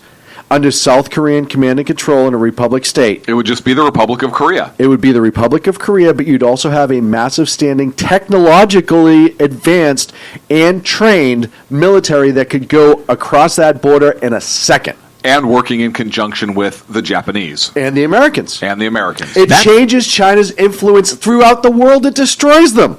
I don't think it destroys them. No, but it certainly destroys their threat. It certainly changes, like you said, their geopolitical influence. But I think it changes their threat overall, right? Because now instead of just having to attack Japan and maybe us, they now legitimately have to worry about South Korea as well. It'd just be Korea. Right, Korea. They'd have to worry about Korea. Right. And there's a lot of people there, and that could really mess up a lot. So I think it does take the teeth out of China's ability that it has right now. It takes a lot of those teeth out of its mouth. The thing that impressed me initially when I started physique? reading about this was when Japan, whose army is called specifically a defense force, yes, when they begin to cogitate a first strike scenario, yes, they're scared shitless. Well, and so you look at their agreement after World War II, and when they started to be allowed to develop a military presence in the form of a defense force only, to protect their homeland only, but have no outward strike. The Obama administration allowed so much to happen in the South China Sea with China to grow, as well as Russia, that when it came time for them to say, hey, we could do one of two things. We can maintain the self-defense force as it is and only do protection, but the Americans are kind of hanging us out to dry on China, and we can't really rely on them. We have to rely on ourselves, and it has to be beyond a defensive capability because we would not be able to repel an outright attack on China. That's when their mindset started changing, and they started to develop a more offensive military. They started to look at, they have a couple of strike planes that they've developed recently. Their military forces numbers have been growing. Their equipment has been getting better. I'm being told to hold on. In July of 2014, Prime Minister Shinzo Abe announced the first main revision to post-war Japan military, and that is he set a new policy that would allow Japan's military to defend friends and allies under attack for the first time, even overseas. Right. Well, it was so it's basically ending the ban on the so-called well, there was no ban. Self-defense force, right? But it was still under their laws, which were established under MacArthur post-war. Right. Their military was supposed to be strictly defensive only. Correct. Now, as opposed to the Marshall Plan, which had to do with Europe, there was something that Japan entered into called the Yoshida Doctrine. And the Yoshida Doctrine essentially said that it's up, and they agreed that it's going to be up to the United States to protect Japan and that they would have defensive forces only. So they had a specific doctrine that was named for what you're talking about right now. Right. And now you have... And now Abe, when they begin to consider talks of this nature, that goes against the whole military psyche of Japan right now. But you look what changed in the last 8 years. Up until this administration, that Japan had to now be worried, because up until then, we had their back on defense. We were going to protect them completely. And we were also making sure that bad players in the region were taken care of, if you will, were kept in their place. Well, what haven't we done for the past 8 years? We haven't assured our allies that we have their backs. Exactly. And they know that, so they had to take matters into their own hands. It got them seriously concerned. And the Japanese saw this a couple years ago, which is what brought about this change to Article 9. Because Article 9 of their Constitution, which obviously took place when we were an occupying force there, forever forbade them the ability to wage war, right, or use war as a way to resolve international conflict. And they've been allowed over time to kind of, you can have a self-defense force, but even under that, you cannot come to the aid of a friendly country, Right. even the United It was States. strictly defense. So North Korea, and the reason I brought this up is because North Korea is the reason for this policy change and this shift away from that and China World War II mentality. Absolutely, and China. Because China has increased their defense spending and military and so forth over the past years. See, and that's how, because of the Yoshida Doctrine, that's how Japan got to be an economic powerhouse. They no longer had to provide for their own defense. Yeah, but they sold it to us, and then we gave it to them. Yes. Some of it. So that's in the 50s and the 60s, that's how they became an economic powerhouse, because they were able to focus and funnel all of their cash onto that and not have to worry about any kind of military defense, because we'd already said and agreed through the Yoshida Doctrine that we were going to, this is our job, we will defend you, Japan. Right. And rightly so, they took that stick and went off and running. Well, why wouldn't you? Why wouldn't they? Right. I would actually be more aggravated if they didn't, because it'd seem like a lot of wasted money.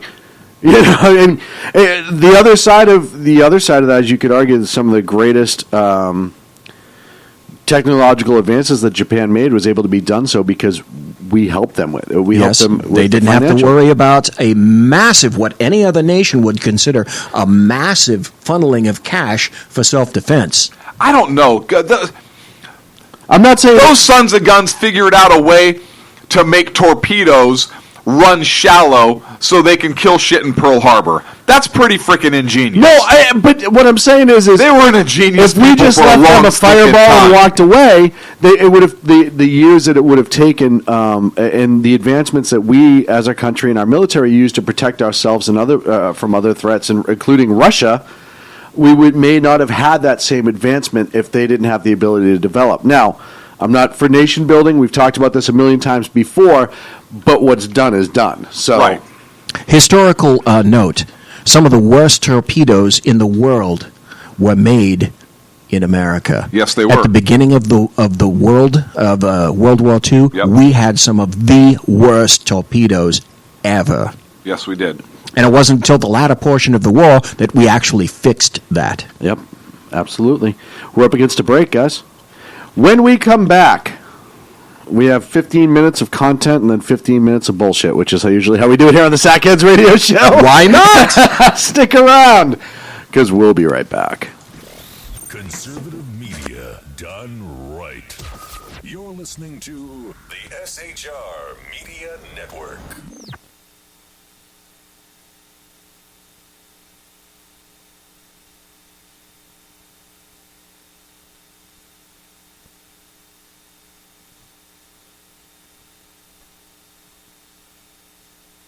Hey, it's Sean from the Sackheads Radio Show, also one of the owners here at the SHR Media Network. Are you opinionated? Have you ever wanted to do your own show? Have you ever heard somebody like the Sackheads and go, yeah, I could probably do that better? Well, now's your chance. Send me a 5-minute clip at sackheadsradio@gmail.com, and maybe you can be part of the SHR broadcasting team. sackheadsradio@gmail.com. Times are dark. The people are misled by corrupt politicians, lied to by establishment media, and deceived by the false messages of Islam. A nation looking for direction needs a guide. It needs a man with a cane. I'm Dave Milner. Join me on Spreaker, SHR Media, Pundit Press Radio, and YouTube through the SHR Media page for a different kind of commentary on the unpleasant blind guy. Because the truth is not always pleasant.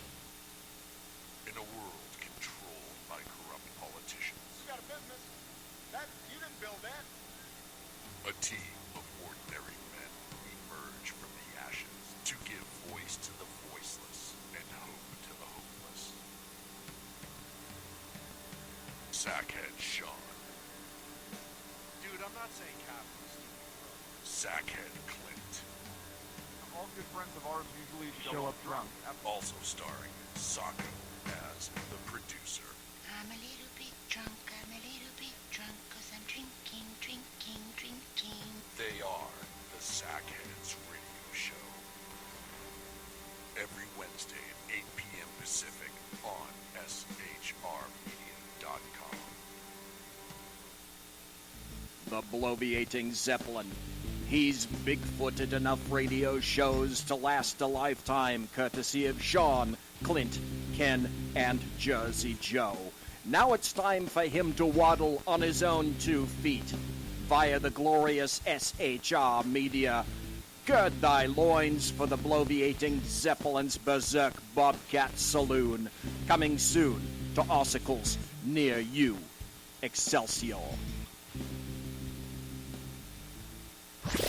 Conservative media done right. You're listening to the SHR Media Network.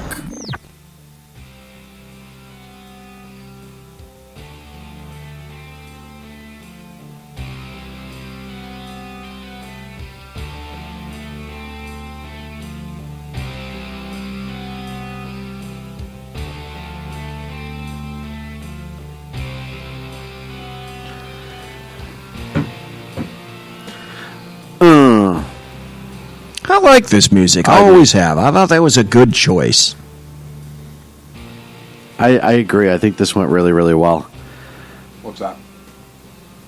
It's nice intro music. It's so relaxing, and it's good for us. Yeah, it's a good way to get back into the groove. Another segment. After the commercial, we start yapping in here and doing whatever it is we do. And what the hell do we do anyway? Nothing. I had somebody who was like, "So do you guys? How much prep do you guys do in between commercials?" But I was like, "Prep." A lot. A lot. Oh, yeah, that's me. I'm always prepping in the corner. That's and right. Clint's usually like, hey, stop all that prepping. We have a show to do. Folks in chat, you should see the sweat, the rivulets of sweat that are running down the foreheads of Sean and Clint and soiling their T-shirts and sweaters right now, even as I speak. Sweat, I tell you. It's a regular sweatshop. It's a regular sweatshop in here. It is. I gotta throw another thank you to BZ. I know we had the one earlier, but we now have a beautiful new studio clock up on the wall. I can't see it. I know that's good because it doesn't matter. That's to you. purposeful. That's because I got a studio clock right up here. We have that one, so I figured But whoever sits over there needs to have one. And needs it's that big one. and it's bold, and I've ignored it every single time tonight. I probably should have saw it. Hey, a break's coming up. I keep having I'm doing like signal flags. Right. I'm like a signal man. I felt like I was carrier. I'm like, you're like, what? My left wing's low. I'm like, no, it's your ass cheeks. I mean, it's bring it up. You fell off the chair again.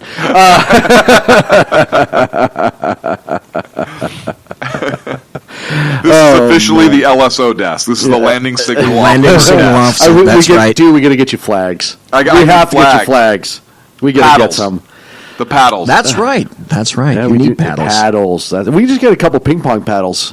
That'll work at the end of the day. I'm only right over here. I can see them. I need regular World War II paddles. Okay. I'm looking this up right now. Who invented the slanted aircraft carrier deck? What, the Japanese carriers are talking about? Any carrier. What are we talking about? Who was the architect and the idea? Yeah, where'd the idea come from? Who had the idea? Offhand, I don't know, but I have a sneaking suspicion. Are you talking about the one with the ramp? Or no, the angle. In the catapults off the side. In World War II, all of the aircraft carriers had straight decks. Right. Now they've got angles. Yes. Well, because they have 2 additional catapults. That's right. That's right. But who? They used to have 2. They used to have only 2 catapults, right, or 1. But now they have 2 catapults at the bow and 2 off the waist. And who invented that? He's asking if you know the person that invented. No, not the person. The people. Just name a nation. America. The UK. Really? Yes. Yeah, but we're basically the UK. We kicked their ass a couple times. We did. And if it wasn't for us, they wouldn't have been inventing anything after World War II. So, I mean, really, we kind of did. Right. We pretty much nailed that. Don't worry, I can work this right back to us. Clint. Yeah. That's why I like history. It's not your turn. BZ. No, it is. Oh, it is go ahead. Turn. It's BZ's. It's in red. It's funny, just when you thought that it was safe to go back into the water, it's not safe to go back into the water anymore. Judge Robart, who decided that in his infinite wisdom in the state of Washington was going to initially stop Trump's travel stay, and was effective. And Trump travel. Trump it's like travel Obamacare. Stay? Yes. the Trump travel ticket. Yes. And this time around, Judge Robot said he wasn't going to stop the second travel ban. And another judge came out recently in, I think it was Wisconsin. Hawaii. And Wisconsin. Hawaii. No, this is before that. Oh, okay. This is before that.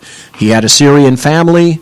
Man wanted to come back and have his wife and his son come back into the state, and the Wisconsin judge said, no, I'm going to overturn that particular portion and apply it specifically to that family coming back into Wisconsin. Now, today, Clint, yes, you're right, a Hawaiian judge, a federal judge in Hawaii, has put Trump's travel ban on hold. A guy named Derek Watson issued his ruling today after he heard arguments on Hawaii's request for temporary restraining orders involving the ban. There's a whole bunch of states that are trying to do this, trying to get into the herd mentality. There were courts in Maryland, Washington, Hawaii. They all heard arguments. And Hawaii was arguing that the ban discriminates on the basis of nationality and would prevent Hawaii residents from receiving visits from relatives in the mostly 6 Muslim countries covered by the ban. And they also made the argument, Hawaii. Now, please respond to this, because they're saying it would harm the tourism industry. Well, yeah. Do you know how many people fly from Iraq to Hawaii for vacation? Non-stop. And the ability... I'm pretty sure Air Iraq just opened up like 5 different flights for it daily. And their ability to recruit foreign students. Because think about it. Think about all of the Muslim women in their outfits sunning themselves in bikinis on the beach. That's right. Water sports. When you go to Maui and whatnot, all you do is you see women after women in full beekeeper uniforms not sunning themselves on the sand. Right. They're certainly not getting attacked by bees. No. So it's like the federal law doesn't apply. They have no concept. 8 U.S.C. 1182 is still there. Section F tells them exactly what they can do, what the president can do, and no one is referring to that one. I can tell you what that judge can do. At all. Then there was a section... Has to do with the hive of bees. We keep going back to that. A particular court case called Fialo versus Bell set precedent for that as well. The president has specifically the ability to suspend entry or imposition of restrictions by the president. And none of these judges are going anywhere by that. None of them. Nope. Right. Well, and you know, it's here we are once again where you have federal judges go, yeah, the law doesn't apply to us. Right? I mean, you saw it. Or we're going to say the law doesn't apply, and then that becomes case law, so then that's the law, so nanny boo-boo. I forget which court it was. I want to say it was the D.C. District Court about 3 weeks ago, talking, even after Heller and everything else, talking about how ARs and certain handguns and semi-automatic pistols are weapons of war and therefore should not be held by the American people. Heller is hanging by a thread. Right. So you have... wait a minute. Which is a freaking Supreme Court case. Right. So, and that's what I said. At what point do we have to understand that once the Supreme Court rules on it, the only time it can be changed is if you bring it back in front of the Supreme Court with some sort of reasoning? You have to have some sort of basis for argument, right? Yes. You can't just bring it back in front because it's a different court. You have to have a precedence for it. But I don't believe that precedent should be that another federal court judge just decided that they were wrong. Court. A lower court just decided they were wrong and I'm going to do it my way. Right. There has to be some sort of discovery, and then you reopen that federal case on the Supreme Court level, not a lower court. Once the decision has been made... I'm pretty sure the Supreme Court is It's in the title! It's in the freaking name! Maybe we need a Supremier court. Yeah! The Supremiest court. The Supremiest court. I mean... It's ridiculous to me, right? Yeah. So you have federal judges where you have a law that allows the president to do certain things under the law, legally given to him by Congress. But see, here again, it's personal, it's political, and it's regional. We discussed this, Sean, you and I. Yes. On the left coast. Yes. Furthest away from the greatest amount of American terrorism. Yep. All these judges, federal judges, are operating in a vacuum because they were not personally affected by 9/11 or the Boston bombing. The Boston federal judge, however, held for the first travel ban by Trump because he was personally affected by the Tsarnaev brothers, and he probably had people that knew or may have even lost people on 9/11. To him, it was much more personal. Yes, I agree. And it's funny how when things affect people personally, how quickly they have a tendency to follow the law and do the right thing. Here's what I've said for years. I used to tell this to my trainees, and I think it's an axiom. I think it's absolutely true. That not enough judges, politicians, agency heads, people in positions of power are shot, stabbed, lacerated, sodomized, raped, slashed, shot in the head. You said slashed. Oh, okay. And had their children gone after. Yeah, in order to understand what what us plebes, us commoners, our groundlings have to go through just for on a clarification, daily basis. Just for clarification, you're not calling for that per se, but what you're saying is they haven't they have of people isolated themselves to they live on an island and haven't been affected by it. The Sackheads radio show does not any way, shape, or form. Will be an example of lawsuit. More violence and all. I'm a witness if I get paid. Easy, I'll get paid kick to the curb. No, I understand what you mean. Thrown under the bus. The sad part is many people in a position of power have a tendency to live isolated lives, and therefore they don't actually see the effect. Have the luxury Absolutely. of doing Which that. is why some of them on the left think that they're better than everybody else and can make Some? No, when I say some of them who've in the bubble, there are leftists in there because there are some conservatives who lived in the bubble their whole life, but they still follow the Constitution. So there are some who live in the bubble that are leftists who say, because I've lived that life, I'm that much better than you, and I'm going to make a decision because I'm just great. I'm great. And I'm smarter than you. Yeah. And I know I'm smarter than you because I've never been in that position and had to deal with it. Like Pan. like little I'm a Peter doctor. Pan.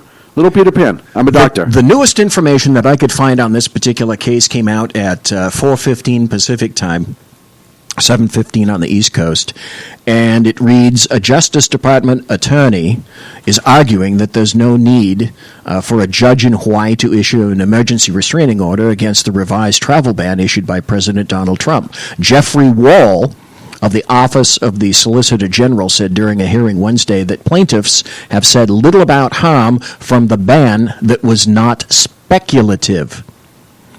And that's a very important word, speculative. Yes. He said Hawaii is making generalized allegations.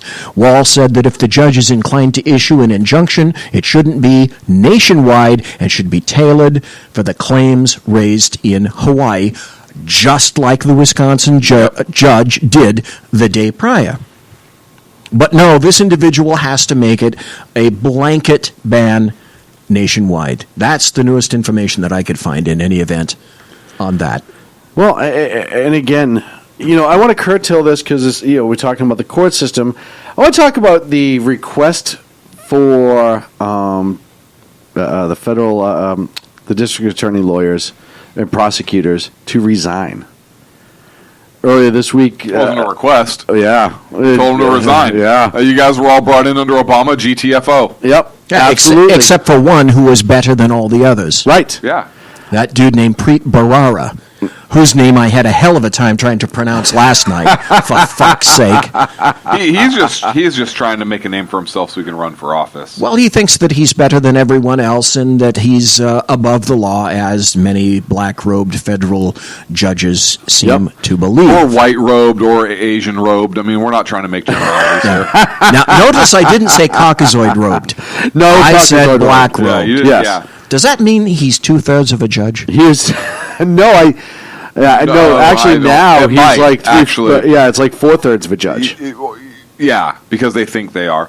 By the way, Sean. Yes. I don't know if you saw this in the news, but I did want to say this to you because I think you're going to be excited to the point where you may switch MLB teams.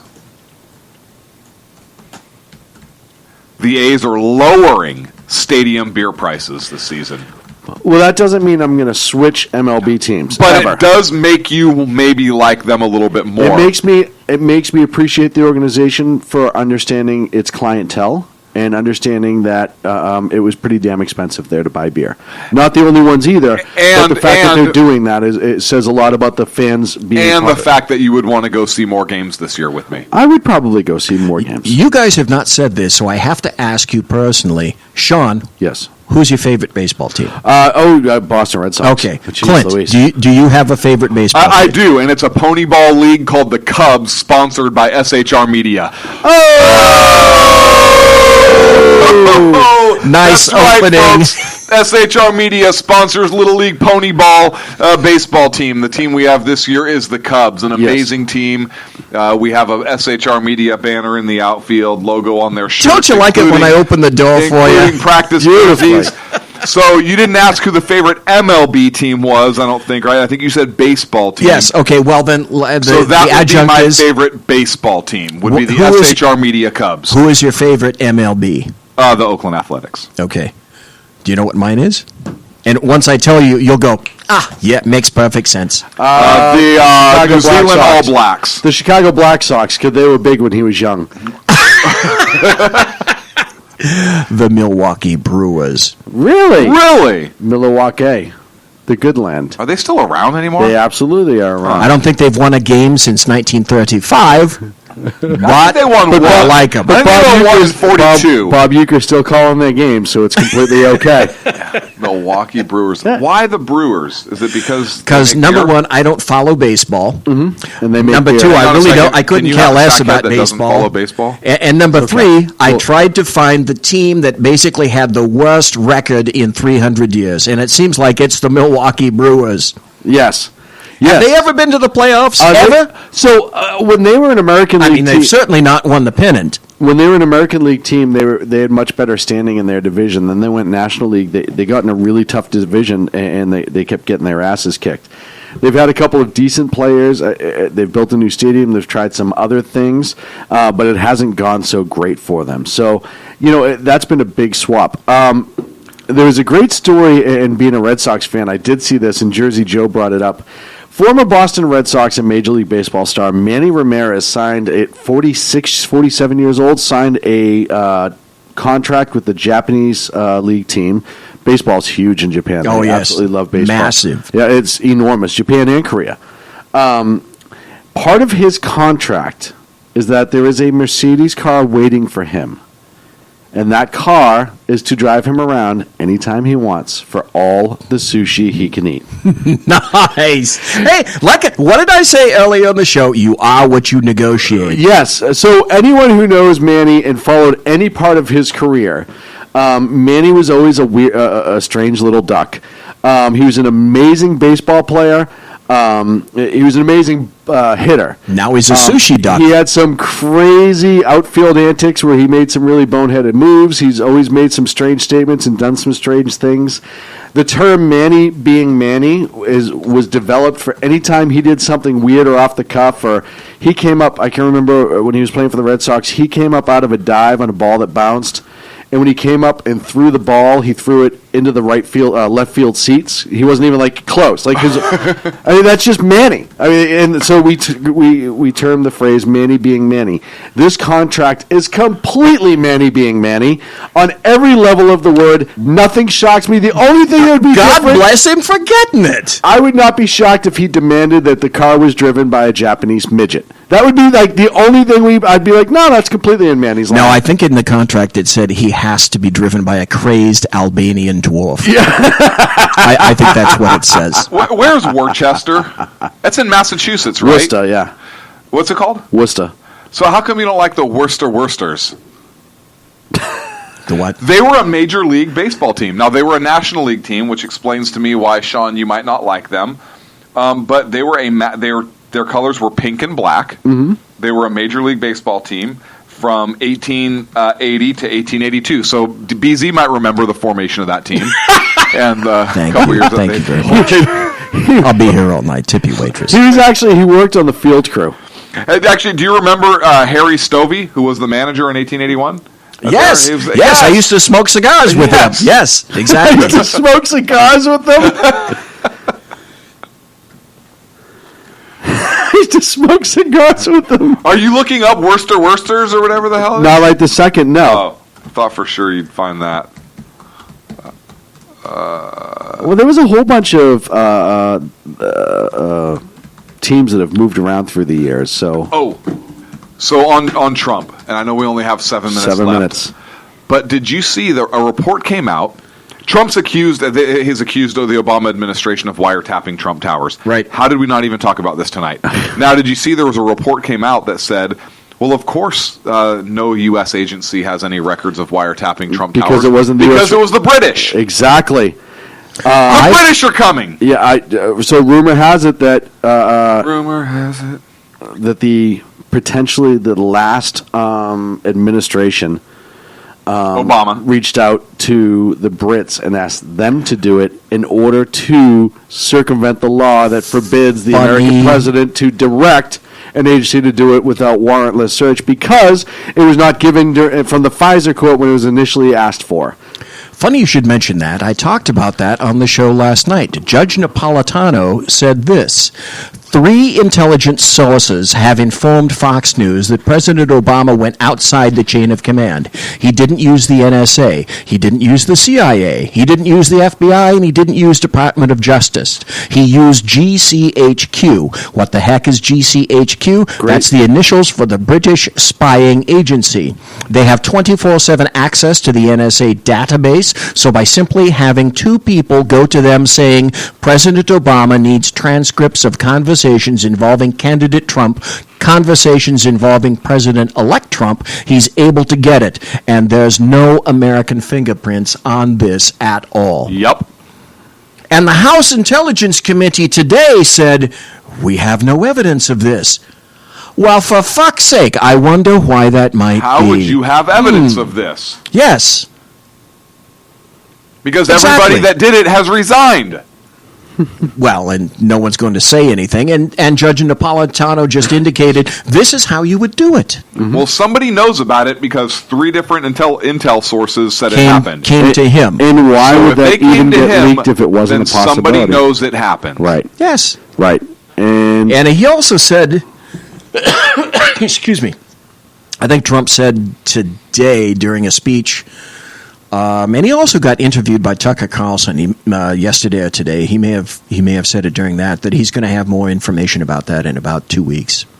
Now, why 2 weeks? I don't know. Well, so one other funny story kind of out of the election, and liberals today are hailing the fact that the FBI has discovered that Russia hacked Yahoo during the elections.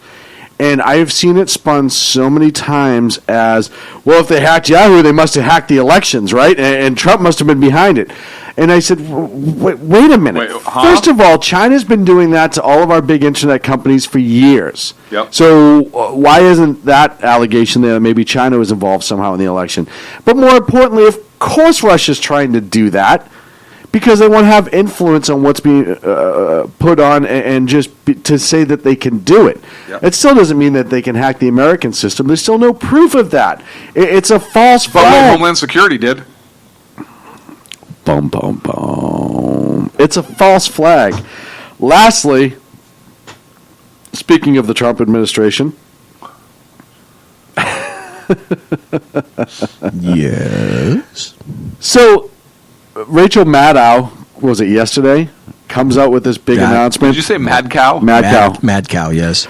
I have his tax returns, and I'm going to release it. Yes, 2 pages, 2. Count them, 2. First and foremost, 1040s. Isn't it kind of illegal to release somebody's personal information to the general public? Well, now, John, damn you for saying that. They just, We like only this have 4 guy minutes. said, they just showed up. They just beamed in to his mailbox one day. So the guy that gave them and brought them to the attention of Rachel Madcow, he has no idea how they got there. So people are saying that Rachel Maddow and this guy are in cahoots. Can be prosecuted over that. Well, actually, no, they can't. But the person, the specific individual, that did acquire that is in violation of 26 USC 6103, which is a felony. Look it up. And if they find that person, they can do jail time. I wonder if she could be charged with an accessory, though. Either way. She's knowingly in possession of and releasing, right? Yes, I would say that there's some argument there. So then she finally released the numbers, right? Oh, finally, we got it. This is why he won't release it. Him by the tail, the damn man it. paid $40 million in taxes in 2015. The nerve of him! $38 million in 2005. Yeah, 2005, sorry. How dare he pay $38 million in taxes? I make that in on a profit. I don't. On a profit of $150 million. Yeah. So the best part is once again, I don't know what's going on with Van Jones, and I think he's finally losing his sanity a little bit. Even Van Jones turned around and said, listen, if this is the biggest thing we have on Trump right now, we need to move along. Not much. Van Jones is interesting to me because after Trump's speech, he said Trump did a good, presidential. and he was talking all this crap before the speech started, and after Trump's speech, Van Jones said, yeah, it's actually a pretty good speech. The truth The left does not... When you have hardcore communists like Van Jones saying, yeah, it was a good speech, and hey, if this is the worst we got, we're screwed. Like, that's a big deal. He's essentially saying, he's like, dude, we need to make up something better than this, because this ain't going to do shit. All you're doing is showing that he paid an ass ton of taxes to the federal government as required to do so. Right, people aren't going to say, oh, he made $150 million. They're going to say, $48 million. He funded a federal agency by himself. Yes, he did. Hillary Clinton said he didn't pay any taxes. Yes. Yep. If you recall. Yep. And so what it ends up is it gets shoved up Rachel Madcow's arse because he ends up paying, in terms of percentile, much more than Bernie Communist Sanders, Socialist Sanders, the Clintons, the Obamas, and people of that ilk. So not only did he not pay taxes, he paid a buttload of taxes. And what's great is he was waiting for that to come. He was waiting for that to come. He was like, go ahead, release my taxes because I paid a shitload. Well, and even during the debates, he's like, if I didn't pay any taxes, I call that smart.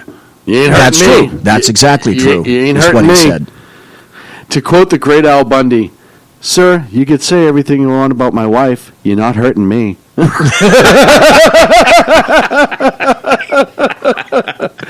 Folks, that's it for the Sackheads Radio Show. Thank you so much for sticking with us. Thank you to all of our great chatters in the chat room at shrmedia.com. You know what, though? We're out of time. It's a dog-eat-dog world, and I'm wearing milk-bone underwear. The great Norm Peterson. We'll be back next Wednesday, 8 p.m. Pacific. Make sure you check out all the other great shows here on the SHR Media Network. My show tomorrow night. Tomorrow night, BZ. Tomorrow morning, Jersey Joe. Everybody on TECN. Check us all out.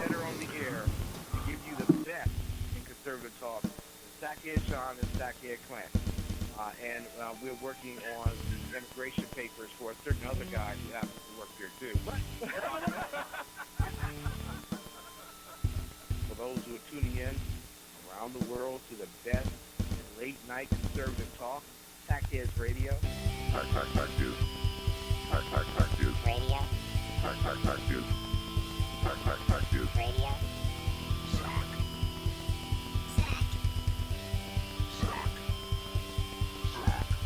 The best late night conservative talk show in America. In America.